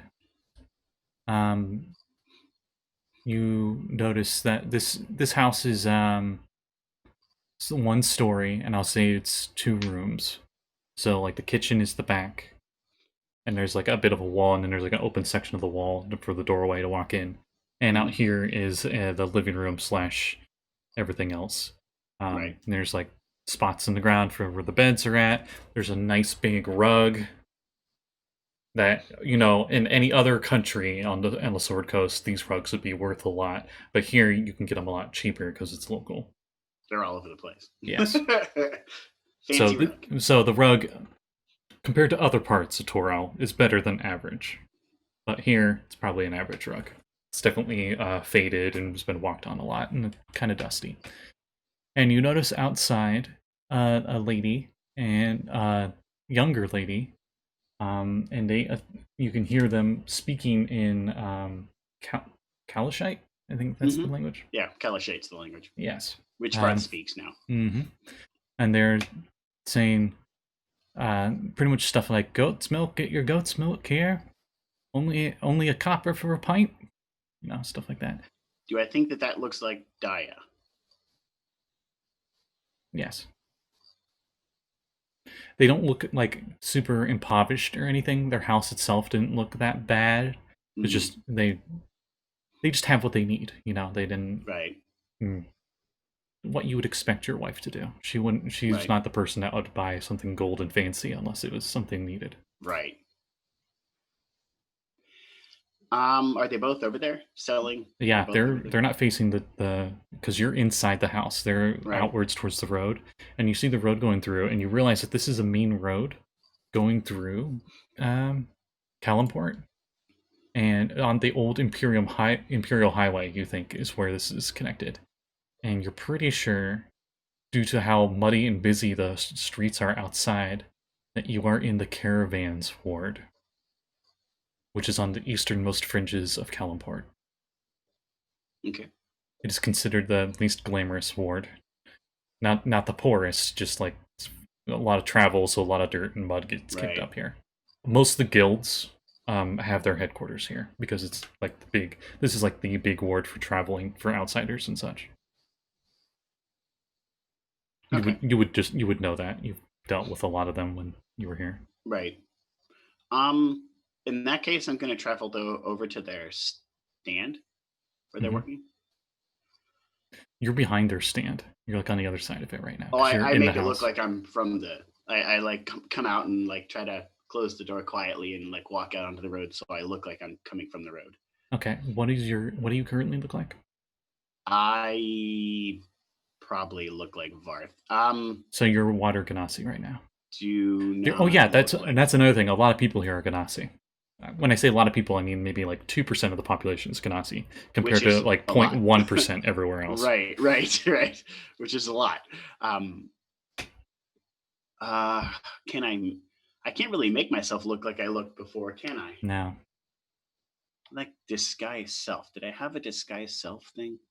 That was somebody else. The disguise self hat. I think that was somebody else.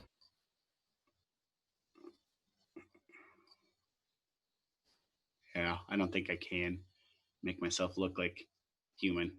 All right. As you're pondering that, and you were like, you didn't realize it, that you were just like staring right at them. You know, when sometimes you're like, you're thinking, but you don't realize you're just staring. Right.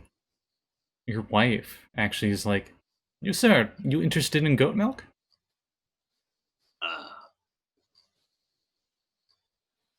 Yeah. You Well, wouldn't how happen much- to be missing someone from ages ago. Missing someone? And she's like going down to like, a pint is a copper, but a bucket will only cost you 3. Wait, what? Somebody? Yes. Long ago, someone you once knew by the name of Jelben Mersend. Her eyes widen. She sees you. And she had like a bucket of goat's milk, and she just drops it, and it spills all over the dirt. And your daughter's like, Mama, are you okay?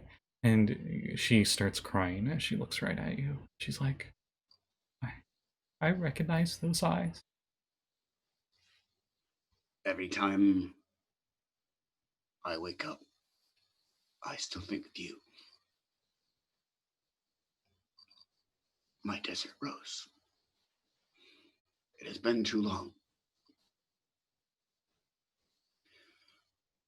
She like started to tear up a little bit, and she stops, and I have a she long story walks to tell. around a stall, and she slaps you. I definitely should have attempted to get a hold of you sooner. I have a long story to tell, if you're willing to listen.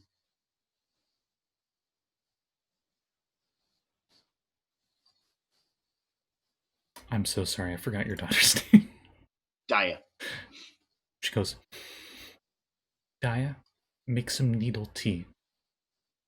She's like, yes, mom. And she goes inside. And you notice that your daughter seemed to, when you were like before you got in this conversation, she seems to have taken your role, and she's taken more of the face of this place. You actually see now. Unfortunately, you no longer have the same look you did before. You had many changes to your body before, but you do see like she has taken a lot of your features that you used to have. She's got like your nose and stuff. You know, she got your smile. At least she did before this happened. She's like, "What's going on?" Oh. So, your wife puts up a little sign that says, "On break, be back in 30 or something," and heads inside, and they make tea, and you get to sit on the floor mat in the middle, and there's a bit of awkward silence for a while. It's a And long you guys drink some story. tea. So I should start from the night that I disappeared. Well, I'm listening. And this merchant venture that I had, you know the one, was to Kalamshan to talk to some of the merchants there to begin trade with them for some of the rugs that we had, specifically the ones that we knew were resistant to water since it's a jungle. And, well, it was a trap. The vessel was not taking us to the city at all. In fact, the whole vessel was run by a group of monsters known as Yanti, snake creatures. You've perhaps read tale of them in some of the Serpent Kingdom books that warn of traveling to the south. It's true. There have been rumors of worshippers of Seth in the desert. Yes, it's all true. I was taken by them and changed through a horrible process into one of them. That was a good majority of the time I was gone. The rest of it was learning how to escape, training myself with druidic powers that the goddess Asticia blessed upon me. Not As you're once did explaining I, this, your daughter is like finally realizing who you are and what happened. while I was gone, not once did I not think of you. That is what gave me the strength to fight through it. We were delayed by some very dangerous, perhaps threatening events to the region and to the world eventually. Our adventures took us a great deal many places, some of which I wish to show you someday. And when it all came to an end, I knew I would return to you. I was hoping that you and Daya were still doing well. I run a orphanage with a fellow compatriot of mine in the city of Naranzaru, Port Naranzaru, in Kalamj. Chal? Yeah, wrong city. Wrong continent. Yeah, wrong continent, right. Wrong part of the continent. Technically, yeah, Chalt. actually. You haven't taken on a new wife, have you? She sips her tea. You know that I keep forgetting what that's called. Multiple wives or whatever is Right, fairly right. common here. No, not one.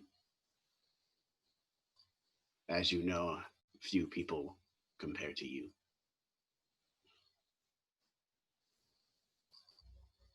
The details of these adventures I can show you myself. How did I you also end brought up back- as who you are now? You don't appear to be some snake creature. Isticia helped me. I resented what the Yonti had done to me, and my studies and practices of druidic magic. I found a way to turn myself into this as a means of removing what the Yonti had done. It's the closest I could get, but I knew you would recognize my eyes. I kept them the same. Why didn't you come back sooner? I couldn't. My escape from the Yonti was luck, at best. I later got vengeance upon them for what they did, and routed their entire headquarters. Hopefully, this takes a major blow to them, so that this may not happen to more merchants in the area. I did what I could to come back to you when I knew it was safe. I had to make sure there were not enemies following me, that there would be none left that could find you or Daya. Well, you've told me your story. I think it's only fair I catch you up. After you were gone, the Merchants Guild fought to take your property, as they deemed you as dead, and as part of your contract with the guild, all of your property belonged to the guild. I fought it as well as I could. I was able to hide some of the gold from them, and we started new, out of the Emerald Ward, which is a northern ward where all the rich, wealthy merchants live. And we settled here about 8 years ago. And I've been using the money we have just to keep the living we have. Very busy traffic here. A lot of thirsty travelers coming in from the desert. Never have a shortage of selling of milk. And when the old girl can't have milk anymore, I can always sell her to one of the kebab salesmen. They are always short on goat meat. Indeed. And we've been living this actually fairly comfortably here. Since I wish to take you away from this to a better place. I have friends. We can all live better, happier. Your daughter says, "Are we going to Port Naranzaru? I have heard tales of the colors there. That rain sings through the streets. There's certainly a lot of it. One could think it's singing. That there are singing cat people there. With strange stringed instruments. There are. Can we go, Mom?" Your mom debates it for a bit. She's like, "For how long?" However long you wish. I open up the pouch of 5,000 gold. We don't need to return here if we don't have to.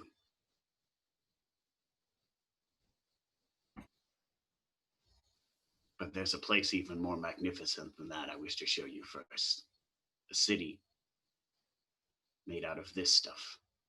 And I pull out the unmelting ice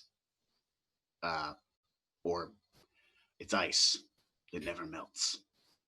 That's It's a city made of it in the plane of water. I wish to show you. Both of you. your wife looks at the ice and she says, "That could sell for a fortune." That's why I brought back this. And I pull out the shot glass. They're practically Yeah, I was about to say free. it's the shot glass that's made Yeah. of eternal ice, Right. right? Yeah. Yeah. Your daughter like grabs it out of your hand and she's like, "Oh," and checking it out. Being the 17-year-old that Right, she is, she's right. just yearning to turn into a level 1 adventurer. You know, she's Yep. just waiting for it. She's technically an adult by legal standards, but But she's like, "Yeah, let's go." And your wife's like, "Oh, I think this old lady could go on a little vacation." And she puts her hand out to you. She's like in her maybe 40. right. Older than I remember, but not that old. She's got a few more lines in the face, but she's just as beautiful as you remember. And this is why Varth had a plane shift memorized today. You plane shift to the City of Glass? To the City of Glass, right in the middle of the nice, beautiful, busy, bustling district. What all do you take them on? Where all do you go here? We go on a mini family vacation. We go to some fine inns and stay at some fancy places, and each of them get an unmelting glass of some kind to drink out of. And do you go to that tavern that you recall going to that like was made of like a big bubble and like the hell wall yeah, had like water on the inside Yeah. and there was that mermaid Yep. lady? Yep. Okay. Yeah, we definitely go there. That was your daughter's favorite place, I think. She would really like the mermaid. So 200 gold later, the family vacation. 200 gold, I'll say you were able to do that stuff. You're able to go to the cloud in the middle of the place for Revelry. And Revelry itself is like its own like a little mini castle. Right. That is a it's like Disney World. Yeah. Medieval Disney World. Yep. So we You go take 'em- there, you take and 'em then there. when we plane shift back, I plane shift to Port Naranzaru, and then show them to Azra and my orphanage we have there, and her big purple jello tower. Oh, grand wave, you have returned. He'll bow to you. Oh God. I bow in return. Obviously, your wife and daughter are kind of overwhelmed. Yeah. By the City of Glass, and then Right. oh, you're the head of a church. Yeah. It's very clearly not a cult anymore. It is a church of Right. Asticia. Yeah. It's quite clearly a church of druids of Asticia Yeah. at this point. Yeah, there's clerics here too now. You didn't put them here, but it just right. They showed up. It evolved to that. Yeah. We'll say an abbot from the Sword Coast of Asticia came here, and he helped set up some things with acolytes. Makes sense. A lot of commoners and stuff come here for healing and blessings and whatnot. at this point. And I show him around the place and, you know, get some stone and stone shape it into another room that we can make our house. We own this property, so I'll just make the house bigger. You know of a wizard who could manufacture this house for you. And he does visit Port Narnzar every once in a while, but he's mostly in Mesro. Yeah, I'd probably pay him some gold to manufacture an expansion onto the Zebediah shows up. You go to pay him gold, and he says, "Gold. Don't worry about that. Keep it. It's the least I can do. It's nice to meet your family." He goes to shake their hand and stuff, it's all nice. But he makes your house as best as he can, and I'm going to pull up Zebediah's stat sheet to see how nice his house is. God, I haven't pulled up his character sheet in a while. I warned you, might need tissues. What kind of house are you going for? He would ask. He's a master carpenter, after all. Right. Something not very square. Something that's kind of more like either rounded or octagonal. Would it be anything like a the house that he would have had that was like that dirt thing floating in the sky? Did you want something probably crazy magical like that, or did you want something?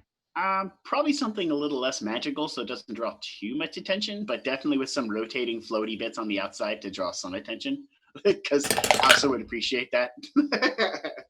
And we can use those as advertisements for both the wizard school and the temple. Okay.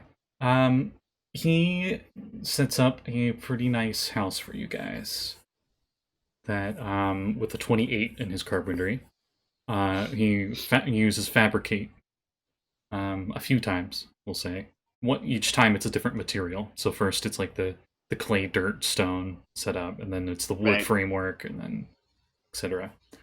But it pretty much sets up a very nice house in the better parts of Port Narnzaru. Something that looks nice, but it won't stand out too much. We'll say it's got a lot of aqueduct like tubes and stuff, so when it rains, they go down it in a fancy little pattern.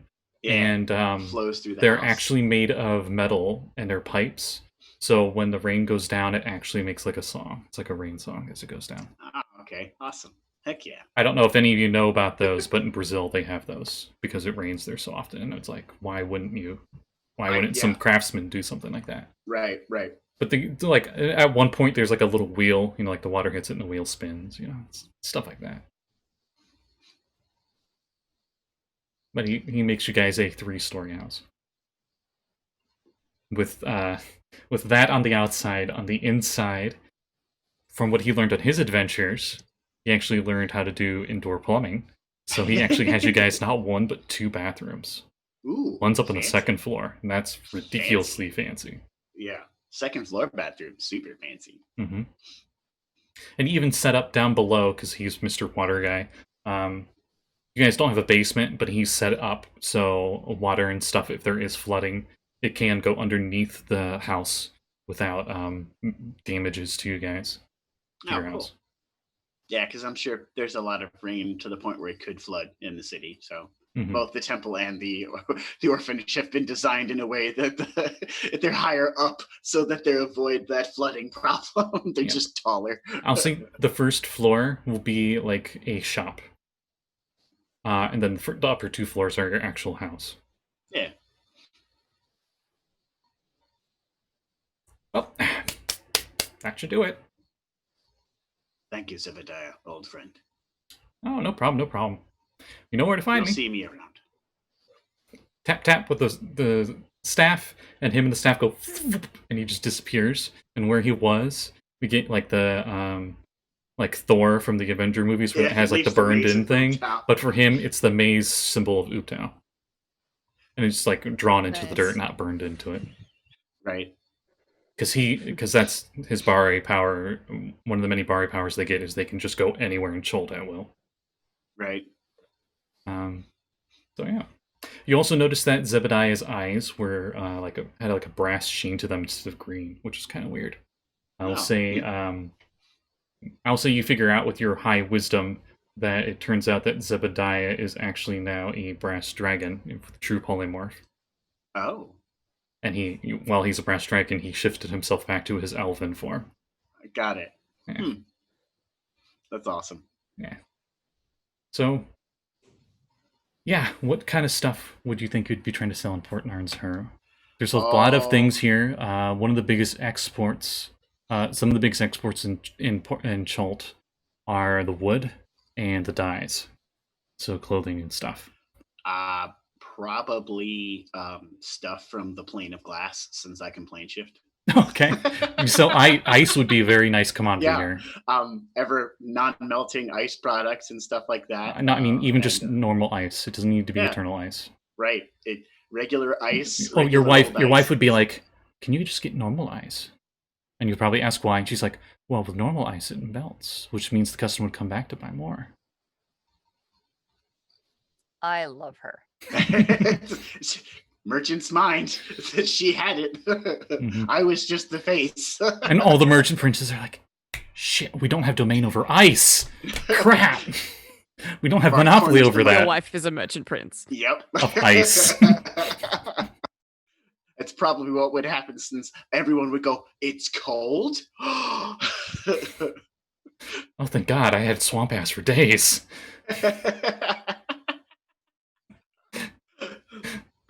So says some random adventurer, you know, like okay, we'll just say like you're there sometimes, and we'll say like a band of like low level adventurers show up because in the adventure it's like levels 1 to 3. You're supposed to be in Port Narnsharu, so like this wannabe paladin who did not dress and travel correctly for the jungle, so he's in full plate and he's just sweating profusely, and you guys can get him. It's like, oh, thank God, some ice.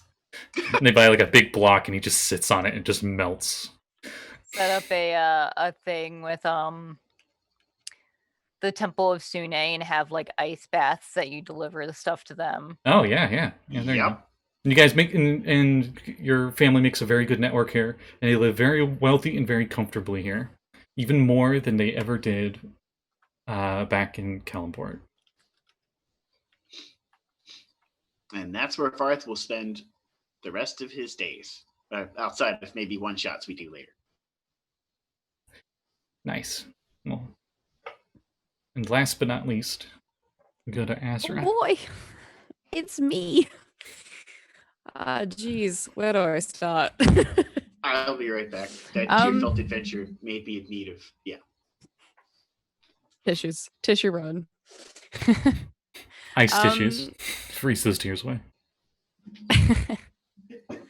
Azra feels really weird about not being around her friends 24/7 because it's been how many years that we haven't let each other out of our sight. So she spends the first. You'd be getting letters from Dagger, and Dagger would be just telling you literally everything that it's not the happened. Same. No, but she's definitely like that friend that calls you too much for the first couple of months of like, man, hi. we both have sending and nothing to spend stealth thoughts on. Like, true. You two have made. I would say, both of you have at least 3 sets of sending stones each, so you can call each other like 3 times a day. Hell with the Ring, sending ring. stones. I'm made of spell slots if I'm not adventuring. Like, holy shit. I know, but those are like if you're out, you know, you have like that emergency. Yeah. Oh yeah. Yeah. You both are so high she level spends the casters with the first- time, so you probably just Yeah. made them for that. Yeah. So she spends the first like couple of weeks to like maybe months even in Port Narnsharu in the orphanage. She's trying to kind of remember how to be a sibling to Zyron and making sure that he kind of recovers okay, and like doing little odd jobs in the orphanage and hanging out with the kids and stuff. And she hopes. Give me an Arcana Wisdom check. This is very weird, Oh but boy, okay. because this is for a weird thing. I didn't have any dice out. Oh geez. Kidding, for playing D&D, I gotta have you at least roll once. I rolled a 1. Oh no. Okay, so That's what's your total? good. I think it's like 11, possibly. Let me load her. sheet. Wisdom plus proficiency. Okay. fucking betrayed on the finale by my dice. How rude. I'll say you have Two ones advantage. in this session I'll where say we've had you like have. 4 dice rolls. I'll say you have advantage because it's your brother. Okay. Is it a wisdom check? So wisdom plus Wisdom proficiency. Arcana. Okay. So proficient wisdom check. Total of 12. I will say you have advantage because it's your brother. With advantage? Okay. Mhm. That's another 1. Wow. Okay. Jesus Well, Christ. You find it surprisingly hard to teach your brother about magics and stuff, and that's when you realize that it's your magic is much more organized than his. His true. is this very internal stuff, and for you, it's you're manipulating the weave externally. So it's it's a wizard trying to teach a sorcerer to use magic. Wisdom is more. I say wisdom just more because you're doing the teacher role, and wisdom I think is a more important stat for that or ability for that. But you're eventually through this stuff. You both struggle together, and you do have that brother sister bond again. And Cool. He does eventually open up to you about the horrors that happened.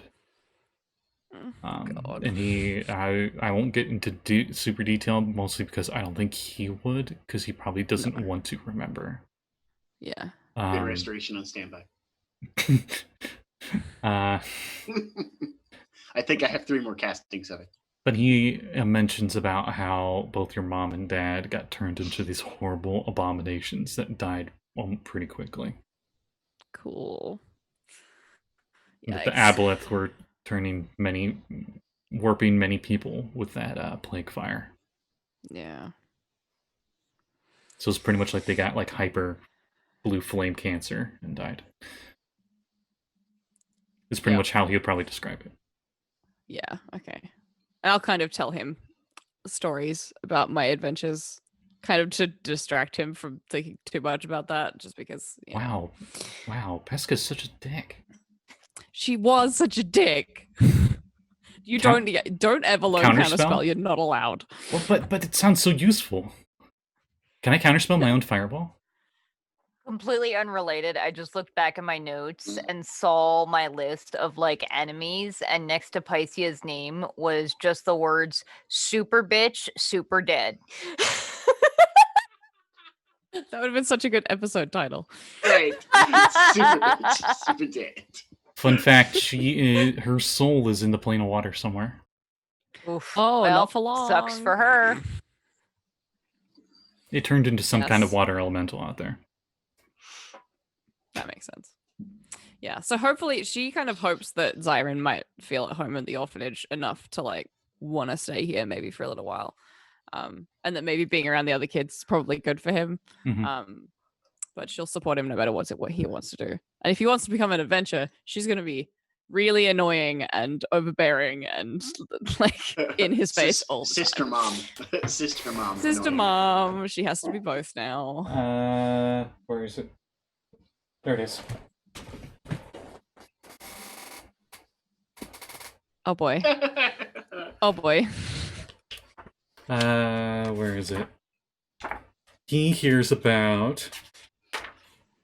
Apparently, there's these 2 guys that showed up. He's like, okay, now listen, Azra. I'm gonna go. I'm gonna go out in the jungle, but just hear me out.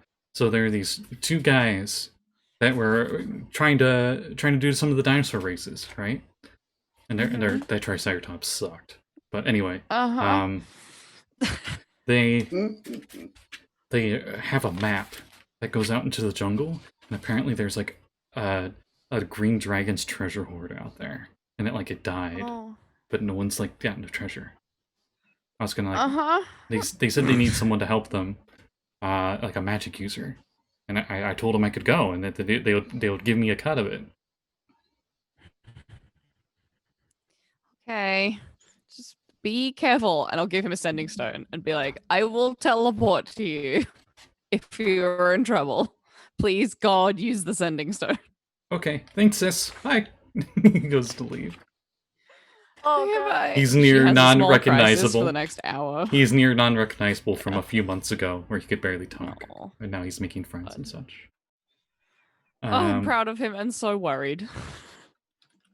Where are they? They're there they are.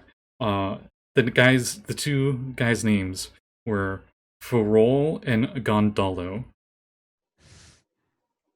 One's a Kalshite human, and the other one's a halfling. And they have a Triceratops named Zongo. Oh, bless. And if you ever get to meet them, the Triceratops is very, like, almost like a cow, or just doesn't care and eating stuff. And it farts a lot. This is in the book. This is in the book. That's a good I personality love it. trait. But yeah, it's pretty much their beast of burden on their adventure. And they go out and go adventuring. Oh, jeez. I scry on him like every 17 seconds. They're for gone a for nice 3 little days, and you get a sending stone reply that's like, help, help, Oh help, no. help. Oh no. Oh, boy. Oh no. Instant panic attack. Zombies appeared, Teleport. blew them up, more Teleport. zombies. Oh, jeez. You teleport I there. teleport to like. You teleport wherever he there, is. and Yeah. they aren't zombies, they're rights. And they almost die, but you save them. Oh shit. Good. Jeez. And you notice that they have Rosnissy's this symbol. is what I was saying. You notice they have Rosnissy's symbol, the blue triangle, on their forehead. But how though? He's dead. And you know, as it's common just 'cause knowledge, we that the killed him undead have been doesn't roaming mean the the- jungles forever. Yeah. And it's more of, he made them. And before He just Third let him into edition- the wild. and before we third never cleaned edition, him up. he didn't have the cap of how many undead he could control. So he just kept making, Oh. he had like a huge army. So this is the remnants of the army that's no longer in his control. Good. Neat. Okay. Okay, so I'll hover over him until he gets a few levels. But yeah, I feel okay. like he's not gonna so die. you do that. They do eventually find it. There's like a dead dragon. They find the area, and there was no treasure there. Oh, Um, well. so they bring back like 2 or 3 of the dragon's ribs because it's all they could carry through the jungle, and try to sell it and make some money off of that. Dragon bones go for a lot of money. Hmm. At least they used to. Yeah, they still do, and they're able to sell them off for a little bit. Good for armor. Mhm.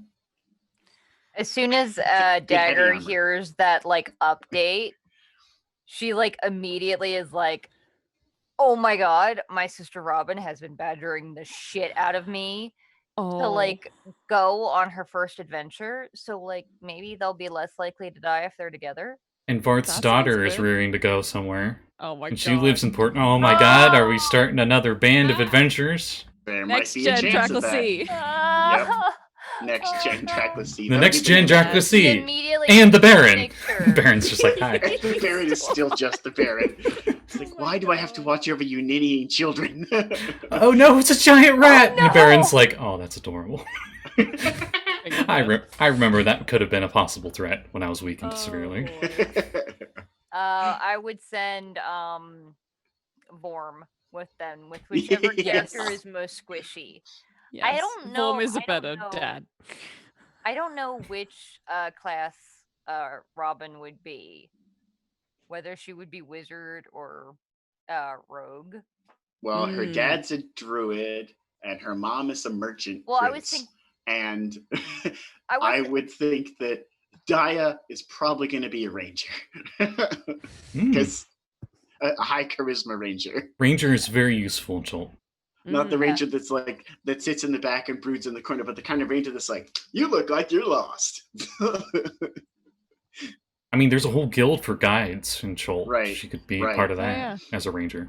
hmm yeah. I feel like And one kid named shit, what did I name? Jason. Steve.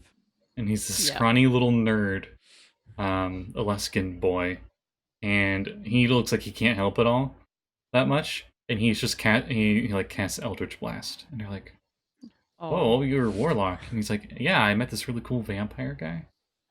Oh. Yeah, the more I think about it, the more I like. I think Robin would be an arcane trickster. Yes.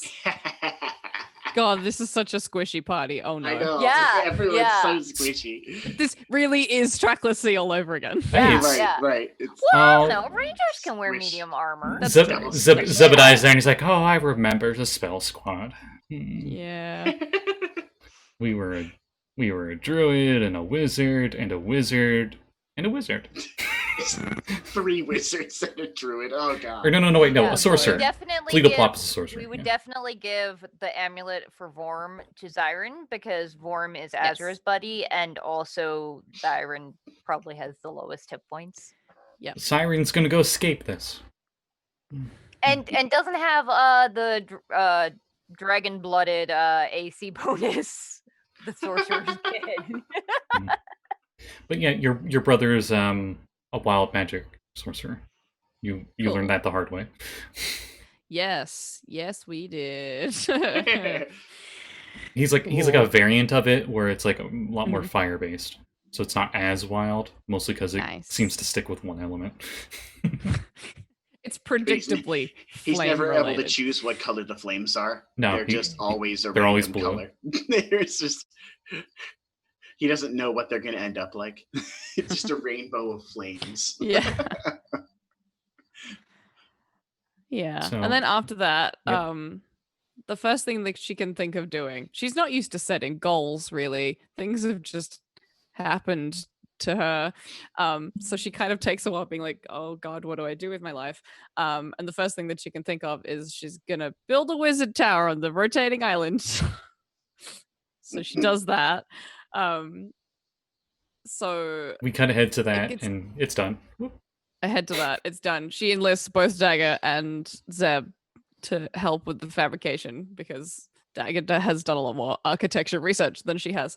She Dagger kind of is it's a kinda joke nerd. at first. She's mostly joking at first, and she just like casts Leo's tower a couple of times, and then she's like, no, I'm actually gonna build a tower, so it's a real one now. It's a real boy. Yeah. We could Yes. connect it to the orphanarium with like a portal because Yeah, portals. teleportation Yeah, Teleportation circle. don't worry, Anywhere. that's in the list of Right, things. right. First she kits it out with a whole shit ton of tressums and If carves you a couple like recall, into stone. I don't think you would want to, but when you guys were in the Mhm. swamps where the Black Dragon was and stuff, and there was that Forgotten City, there was a teleportation circle up there, and that was a tower to Nah. Wizard's Tower. You could Built my own. refurbish the place, but it's in a swamp, so it's whatever. Nah, Yeah, ocean's better. Yeah, I You don't could just blame you. you could just get the Baron to teleport the entire building onto the rotating island. It'd be too I big. want one with cats in the architecture. They're like carved everywhere and stuff. And she's been working most on the top floor, which is like all windows, or at least they look like windows, but they're actually doors. And they're not even doors because they're all teleports.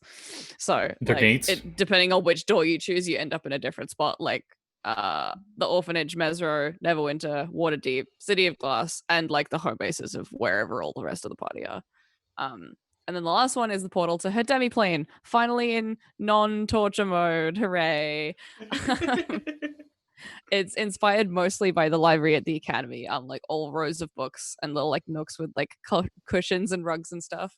But instead of like natural light, it's all magical light from crystals that are like growing out of the walls, like kind of like crystal sconces, but like natural looking. I gotta ask. Honestly, most of the tomes and stuff in the shelves are like decorative or not real because historically Azra has not been great at remembering she is a wizard and should be collecting books and stuff. I like to think the ones that are real are all of Dagger's ones she's been writing. Oh yeah, totally. She's a fucking Dagger's biggest fan. But Oh. Dagger knows that. You accidentally have one Volo book, and you're like, what's that doing here? And you throw it into the plane of fire. No. Yeet. Just into the sea. Yeah. But yeah, Volo she's trying grabs to get it. better at like yeah. She's trying to get better at like having more books and stuff because she wants to amass some knowledge to pass down to the children, which brings us to children. She visits really often to the orphanage, and then after a couple of years, she starts taking on like one-on-one tutelage. So like kids will come and stay in the tower and start learning.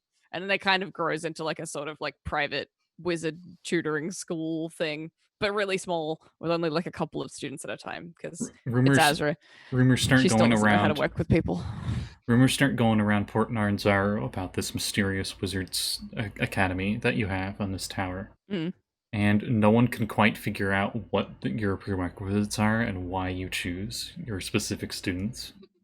I like to think she doesn't really know. Yeah, I was about to say, I would like to think Azra is just like, this one right now, because I'm fine with this.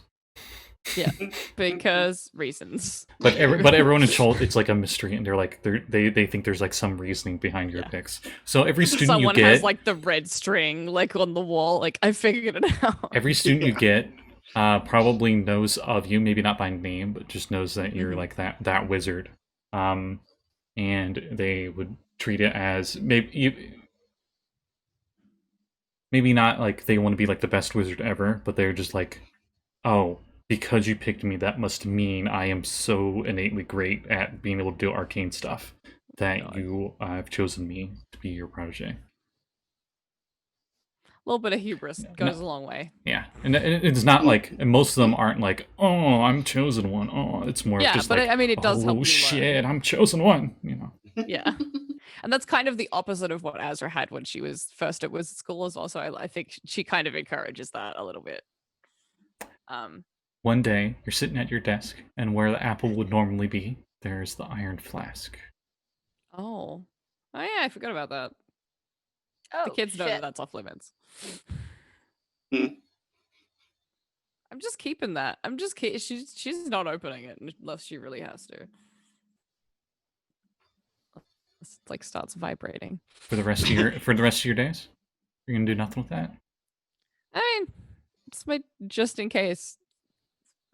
I don't know. Did we let the thing? You can out of travel that was in there? you can travel the planes and stuff. You're a 20th level wizard. You can do a lot of things. It's a very powerful entity. You might be able to like bind it and be like a guardian for the tower or something. What she would probably do is like, I don't know if this is really stupid, but just like let it out in the Abolithic sovereignty and then leave. And then teleport away. Just teleport in, Yeah. pop the cork, and Leave. run away. Yep. Drop the Roll the horrible shit monstrosity. out of them. Yeah. Drop A the few- horrible monstrosity in there and leave. What was in A few there? years later, your tower gets attacked by a cult of warlocks.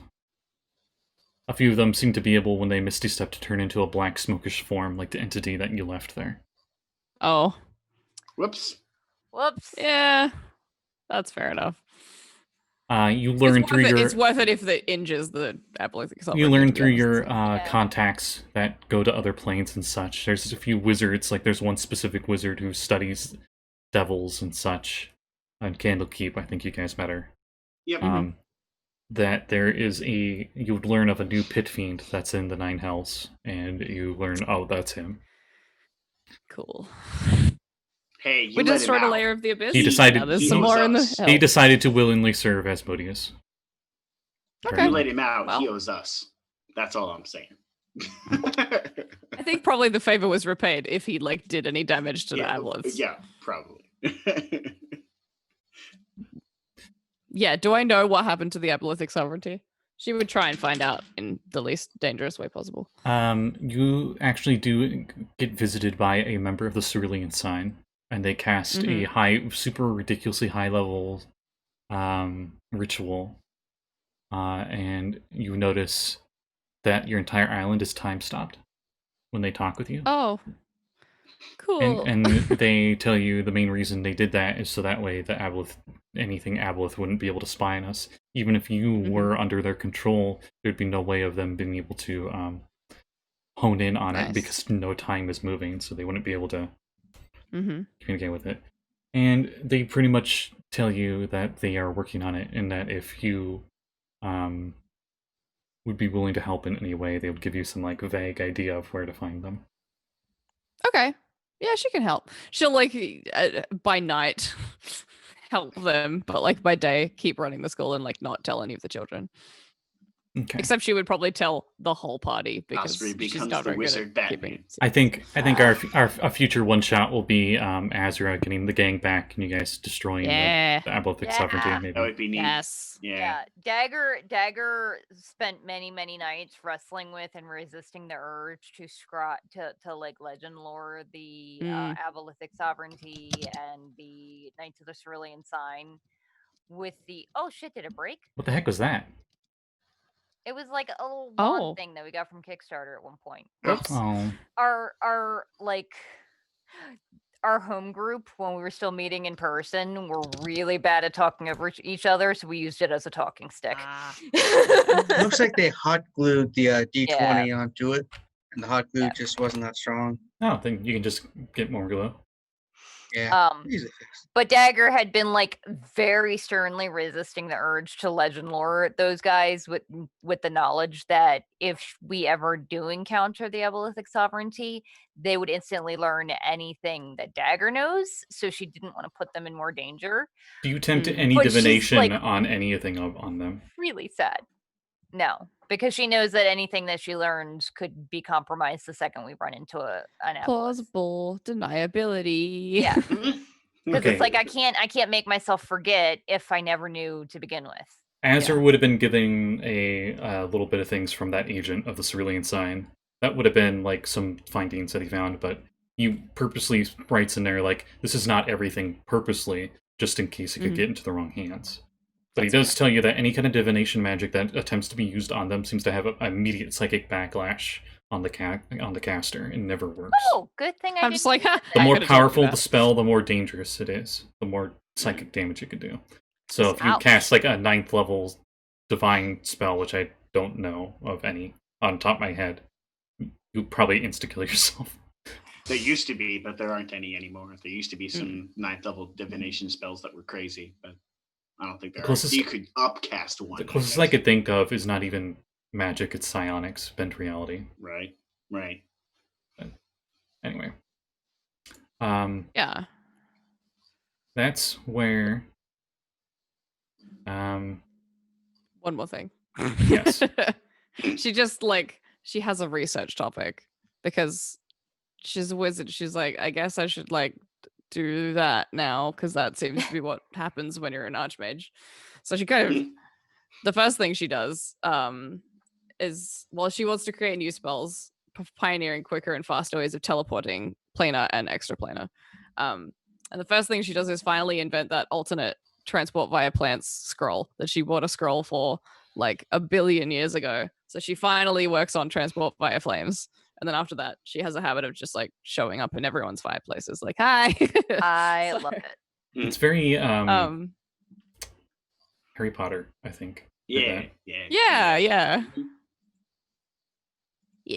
Still, I think part of her is probably still expecting the other foot to drop, like at some stage. But like as the years go by, she kind of like learns to maybe trust things just a little bit. Yeah. Mordekainen does show up once. Damn and it. only once. Just once. Yeah. She He does mentioned one it. She lecture. mentioned it in her notes she gave me. I did. He does not give you any lectures. You don't. He Okay. doesn't even talk to you. Just one day Rude. when you were outside, near the docks, maybe waiting for the boat to arrive for like a new student or something. Mm-hmm. He was standing at the docks, and he sees you, and he has his normal scowl, and you two have like an awkward stare down. And instead of talking with you, you see him give a slight smile and like a nod of approval, and he teleports away. I'll fucking take it. Hey, that's a full paragraph as far as he's concerned. Yeah. Yeah. And back in whatever demi-plane or whatever he makes, he is working on a new circle of 8, and apparently you're on that list still. Nice. I like to think Morty was like the cat, was like walking along the dock, like gonna say hi to him, and then he vanished, and then Morty's like, meow. He's not very sociable. But as he's working on that, in the fireplace in this, oh yeah, no, he goes back to his tower. That's right, he has a tower that just plane shifts places. Yeah. He's there working on stuff. he gets interrupted by some adventurers, a kobold, my to Hell Ride campaign. Gives them the Book of Vile Darkness for reasons. I won't get into that. You guys can watch To Hell We Ride. Anyone watching, who cares? But coming up through his fireplace appears a draconic head. And the draconic head has these long horns. And hovering between the horns appears to be this tiny little oval-shaped thing. And both the egg-shaped thing and its eyes are glowing yellow in this fire that it seems to be messaging. And it says, all going according to plan. And he says, so far.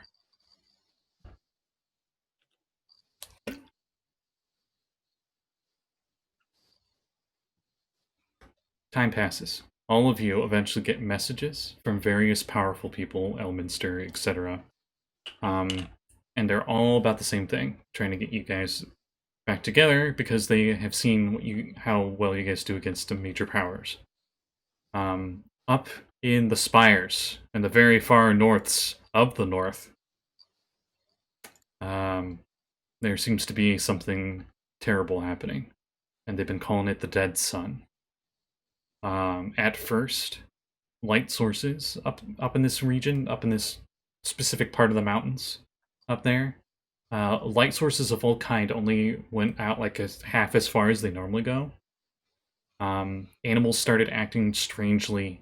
Far off stars, at least when being looked at from that area, seemed to flicker and vanish. So the sky was darker. The night sky was darker than normal.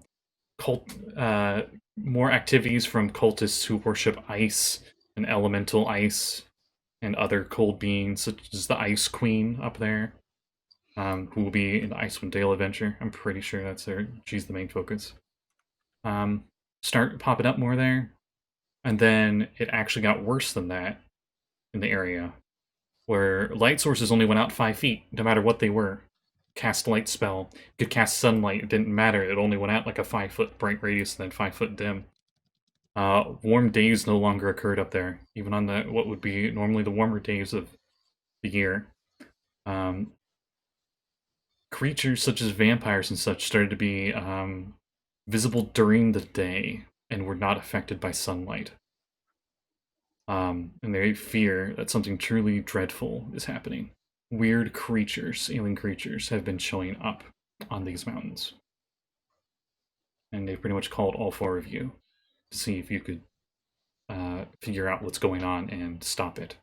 Because if it keeps spreading like it is, it could be apocalyptic to at least the Sword Coast, if not the whole world.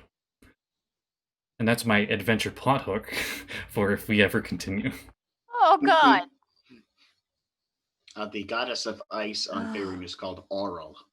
Yeah. And her priestess wipe out all flame, fire, and light wherever they find. Oh, we should remember that. That's the bitch that almost that fucked us up in Waterdeep. Yep. And she was a demigod, not really a full lesser deity even. No, she was lesser. She was lesser. Was it lesser? She's demi now. At least that's what. Real low in the god totem pole as far as. And they're reducing every Perkins said for 5e, because he talked about the adventure, she's like a demigod level now, I think. Yeah. And they just like she's lost tanked followers. everybody. Well, she's lost a lot of followers too, because it's not cold anymore. So It's always cold up north. It's a bit difficult to keep that going. And I'll let you know, this has nothing to do with Icewind Dale. So this is not like trying to tie you guys into the new book. Okay. But yeah, any of your characters have any closing thoughts or anything? Okay, actually, you know what? Since this is the last episode ever, and I really don't want it to end, I'm going to go between all of you. I'm going to ask you what your favorite parts were. So we'll start with Kevin, because he's at the top of my Zoom chat. What was your favorite part of this campaign? You're in headlights.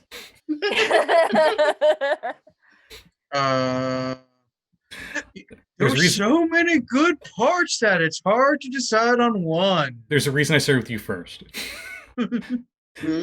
no pressure. It's like, when you go into class and they're like, say one thing about yourself that you want the class to know.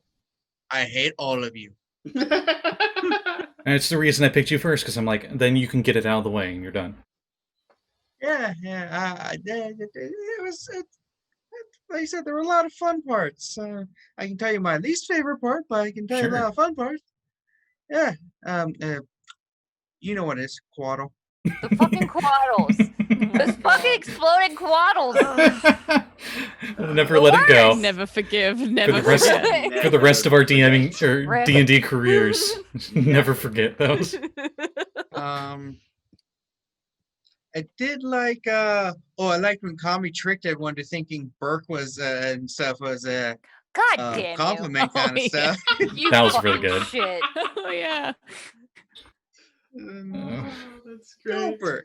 I miss Kame. Yeah. We Kame, already yeah. kind of concluded. I don't think anything would anything change for Kame by this point. Do you think? The only real difference is at one point he'd probably return to the snout of Umar, I think. to Oh get it yeah, down it's so that they Snood can have of kids. Amgar. Sorry. Yeah.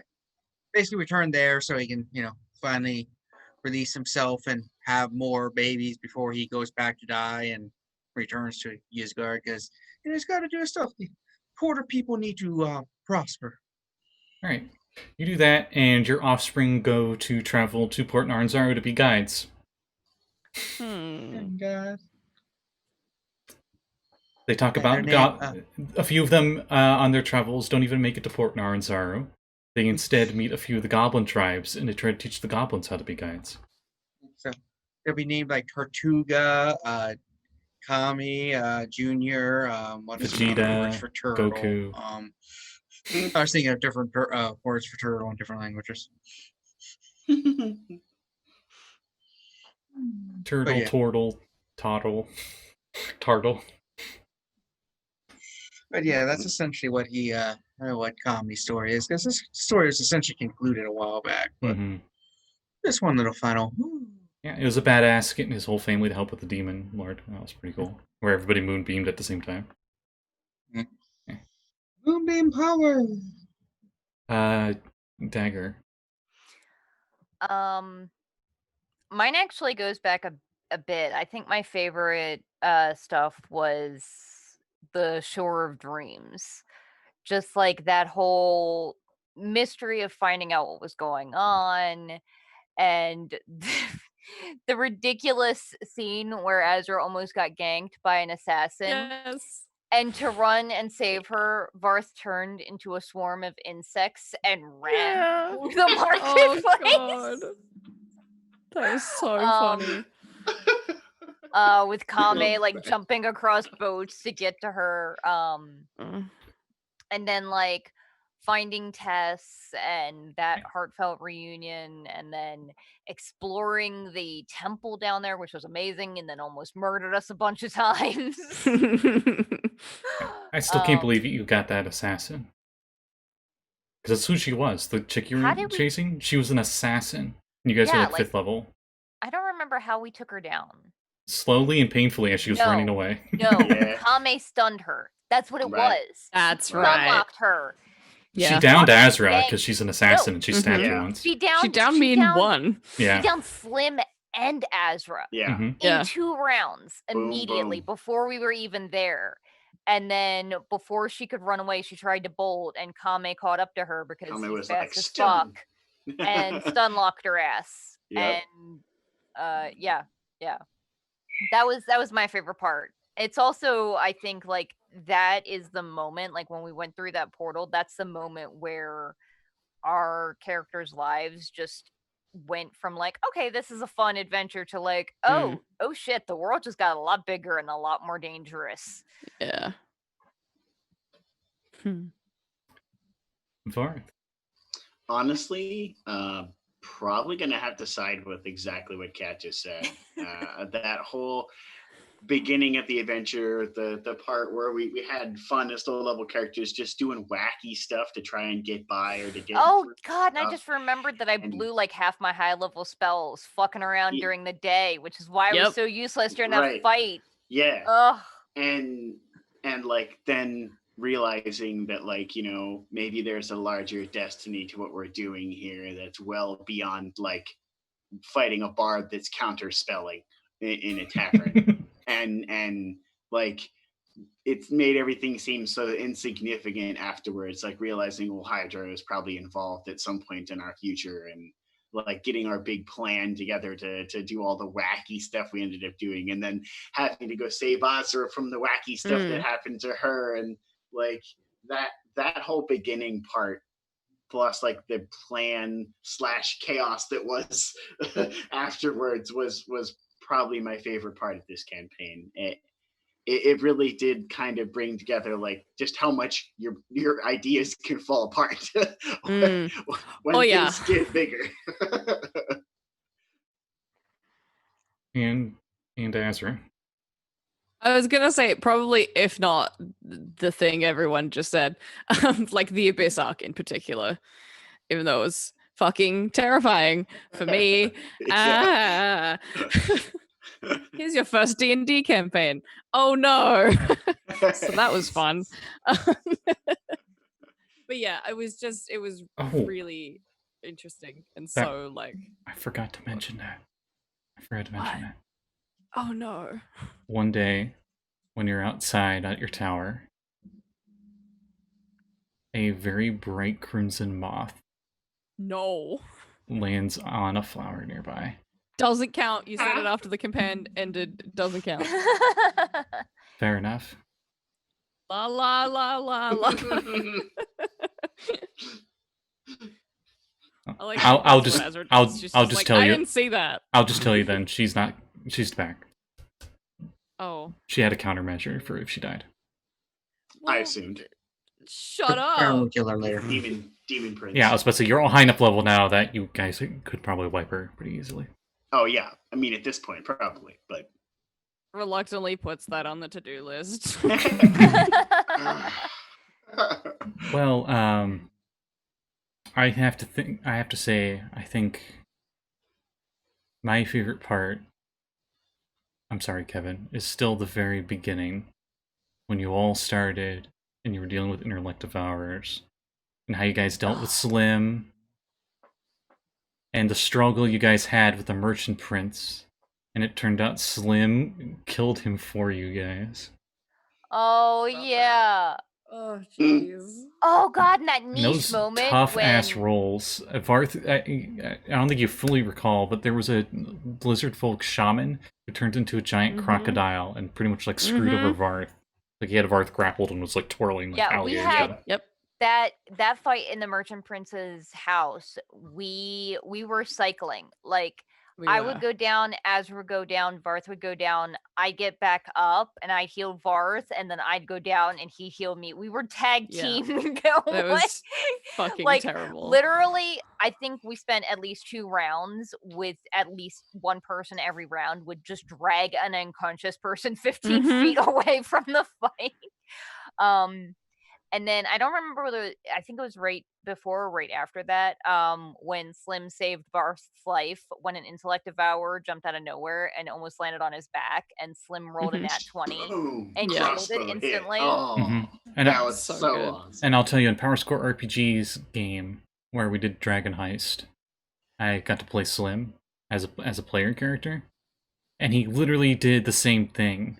A player was getting attacked by Intellect Devourer, and he nat 20 killed it. Oh my god! Wow, favorite enemy. Am I right? He is destined. Arcane Archer. I didn't even have Arcane Archer shots left, and I just nat 20'd. I don't remember. Did Maddie? Did you say what part was your favorite? Yeah, the Abyss. Yeah, I did. Or the Short Dreams. Oh, said the Abyss arc. It was kind of a tie. Yeah. Which I agree. But also like the first episode. Yeah, I gotta plug, since we've been mentioning it so much. Short Dreams is available in the DM's Guild. Dear God, if you want a good mystery adventure, it's so good. It really is very well written. Speaking of that, though, I think that I forgot to mention that Dagger would probably suggest we do when we first went to the spinning island to make Azra's tower. Dagger would want to create some kind of monument that could be seen on the surface for the people of the Shore of Dreams. maybe something that's like anchored to the floor of the ocean and like floats up on top. Should also maybe want to like swim down and see what's down there. Like, Zebediah would help. is it just like a crevice that goes to no? Is it just a crevice that descends for forever, or does it go to the plane of water? Or... The ground where the ocean floor would be is like a swirling whirlpool, and it leads to. It's a one-way portal to the plane of water in where Olhydra's domain was. Okay. Was because we destroyed her. Yeah. Yeah. Correct. It's in the Right. lower water plane, the more evil part. Phenomenally Not more evil part. not the quasi-elemental plane of salt, but it is close to the quasi-elemental plane of salt. And then maybe a bit after, like, we all get our bearings down and we get like our homes built and everything, Dagger would suggest we have like a gigantic multi-family planner vacation. Oh yeah. Fucking the whole party, all our Yes. families, everybody go to like first to Chalt and like show them all of the best stuff and everything, and then to Mesro.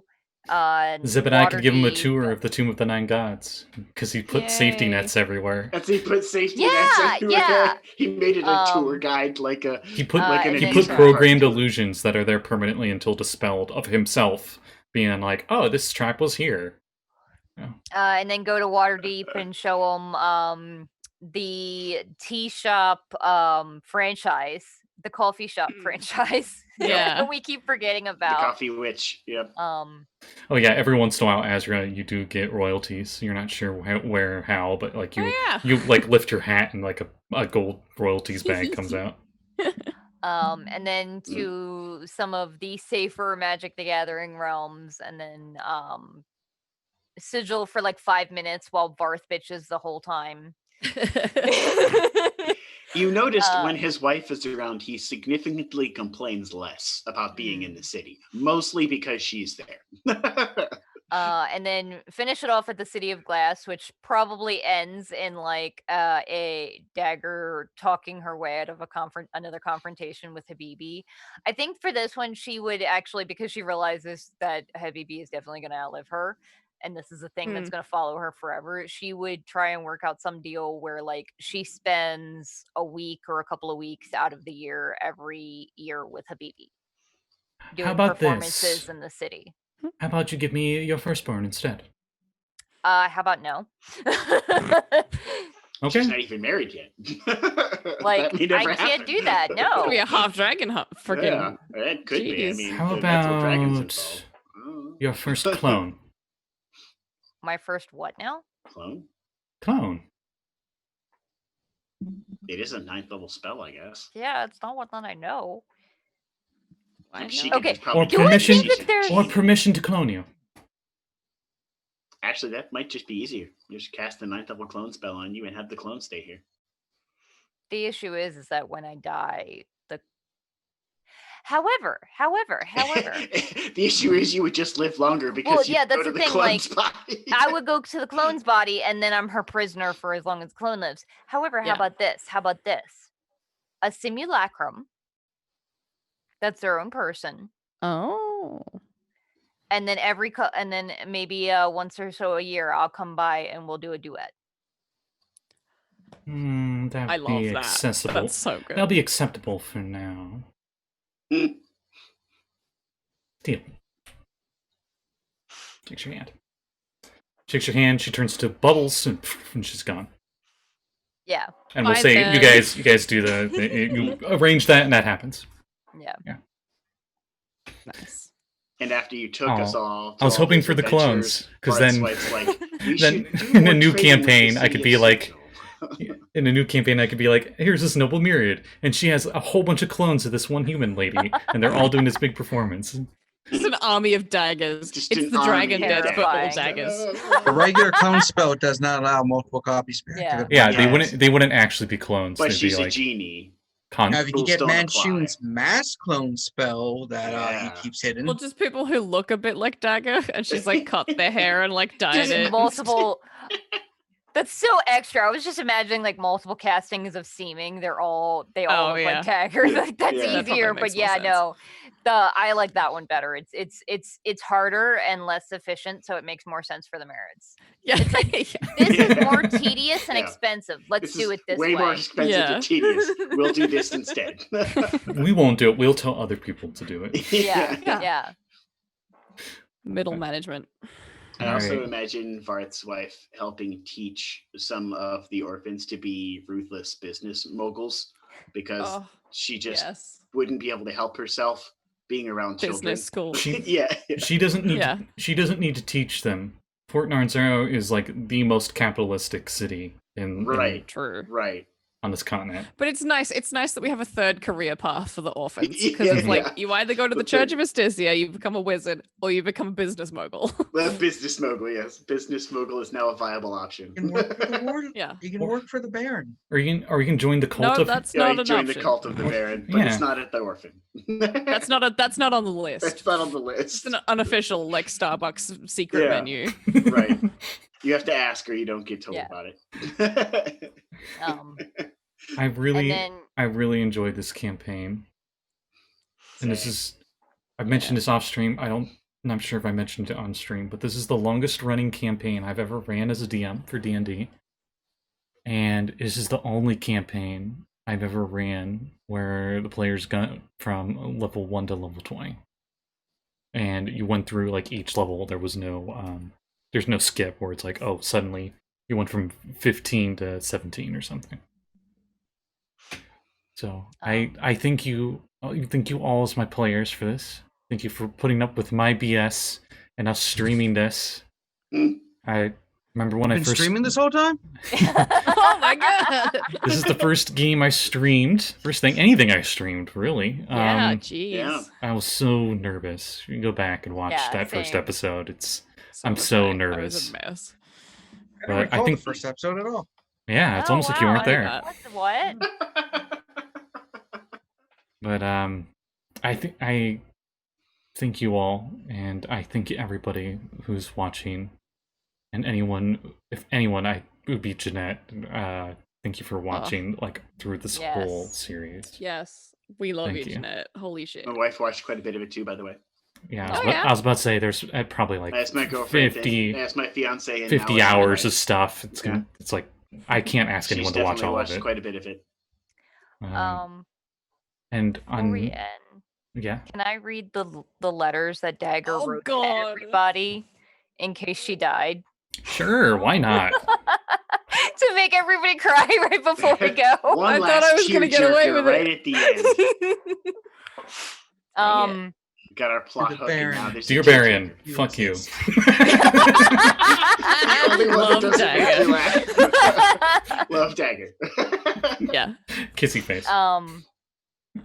So in a spare potion bottle on Dagger's belt that she keeps beside her healing potions is a There and back roll again. of, like, A Trackless Sea story several- by Dagger several Academy. scrolls of Yep. of parchment with each of your names on them. Is a little note that says, so if you're reading this, I either did something really dumb or an assload of assassins ganged up on me or some other equally horrible fate happened and I ended up dead. But don't worry, we're powerful enough that it shouldn't be too hard for Varth to resurrect me or one of you to plane shift or teleport us to someone who can. And if not, then I'll be fine. I think I'm going where Kame went, to Yizgard. I'll be with him and Jalarazi and that cool dragon we met, and I'll have my eternal afterlife to ask everyone a million questions. Anyway, it seems like we're always running to or from something, and I've got my head stuck in books, or we're shopping, or whatever, and we never really get to talk about our feelings, so I guess now is better than never. For Varth, it says, Dear Varth, I don't know much about Astisia, but I do know that she should be proud of you. I'm proud of you. You carry around this heavy burden, the weight of our actions, the hole in your memory from Resness he stole you from your family, and a reluctance to trust anyone. But despite that, you're eternally devoted to us and to your goddess. And I envy that a little bit. that clarity, that devotion to something larger than yourself, the sure knowledge that you know where your soul will go when we all finally die, the faith that fuels a magic I could only ever dream of. I've been praying to Saloon lately, the Moon Maiden, goddess of wanderers, the goddess that Kame asked to help us save Azra. And I think she heard me too. She sent me a sign, Moonfire. It's this beautiful and powerful and incredibly rare thing. I don't know if it'll disappear or not now that I'm dead, but if it doesn't, you and Azra should use it. Use it to make some wonderful magical item, something that can heal and protect people. There's no way for me to know if it's possible to come back this time. I know that your awesomely powerful spell that was able to bring back Artis and Dragon Bait could work, but I know it doesn't work every time. And I want you to know that if this is goodbye for good, I'm happy with what we did. I'm glad we met you and Azra and Slim and Kame and Chung and the Baron. We've done incredible things together.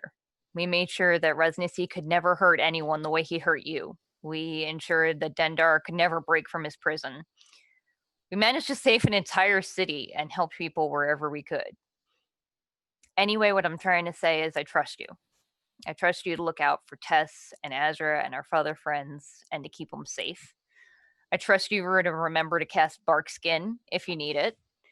But most of all, I trust you to protect our little family and guide them in a way that would make Asticia and Salune proud.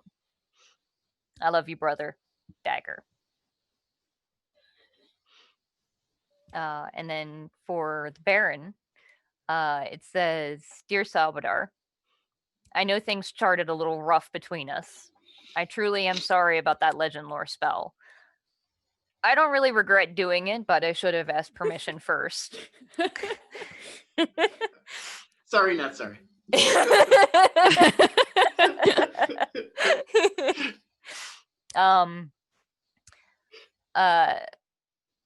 The things that I've seen in your history are incredible. Some are terrible, yeah. Others are just terribly well human.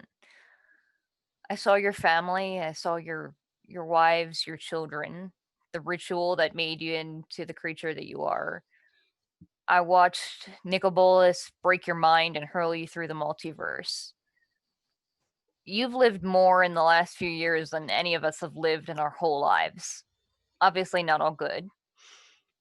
And although it was an invasion of privacy, seeing your life in its entirety made me realize that our pasts don't determine our future. You've committed terrible evil acts, especially upon the Eldrin, most of whom were just innocent people trying to survive. But I've also seen you do good. I've seen you leap into terrible odds to stop evil gods, adopt homeless children, and teach poor and hungry kids to dance. And I've learned so much from you, not just in your grasp of history and religion and politics, but and the multiverse, but also your understanding of like politics and relationships and insight. You've reminded me of how my actions would affect others and how this strange new massive amount of power and wealth we've somehow accidentally obtained should affect all my decisions. And I've come to trust your advice a great deal. I don't expect you to change much ever, and I know there's nearly nothing you or any of us could do to balance the wrongs that you've done, but I hope that we left an impression on you.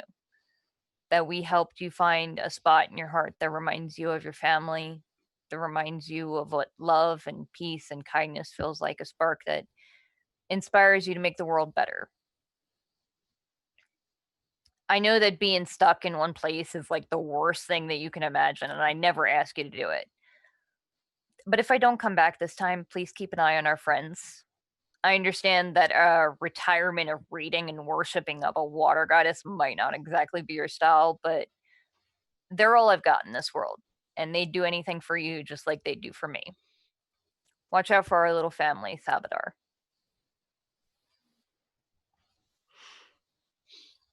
And then for Azra. God. Need more tissues. Dear Azra, you're amazing and I love you. I know sometimes you feel scared and useless and aren't the best at sharing your emotions with others, but you are brave and you are so, so important. Not because you're anyone's apprentice or because of our adventures. You're important because you're a good person and you're kind and you're generous and funny and loving and the best friend that I ever had. You made an orphanage in the poorest part of town and you poured your heart and your pocketbook into that place trying to make the world a better place for kids. You've saved our lives so many times with fire and with get out now magic. But you've also saved us with your brain and your words. And there have been so many puzzles and monsters and strange magic things that we've run into that we could never have overcome without you. But most importantly, you taught me how important it is to focus on the present, on the now, instead of on the past, and to think of others. I spent so much of my life in my mom's tiny little house that I started to think that the most important things in my world was my small family and the books that I read to escape. When I met you and Varth and Kami and Chung and Slim and the Baron, I adopted you all into my family and became as protective of you as I am over Tess. And when you decided to open the orphanage, it was like you struck this chord in me that's still ringing. What does our little family matter when there are thousands, millions of families in the rest of the multiverse? Our spells and weapons and magic items allow us to make it home every time, but that's not how it is for everyone. You made me realize that we should use our magic to help others, to try and help where we can and make the world a better place, a safer place for children and people without bags of holding brimming with gold. So thanks, Ezra. Thanks for making me a better person. Love, Dagger Catterley. And then it's crossed out, and underneath it, it says, Rowan Ardreen Ambercrown. This is my true name, if you ever need it. Dagger's a nickname Tess gave me ages ago. P.S. Chung really, really likes you, like, romantically. I know that you're sort of on the fence. You might be sort of on the fence about that thing, but just remember that our time here is limited, and you deserve any kind of happiness you want. Love freely, do good, and write down some stories about me.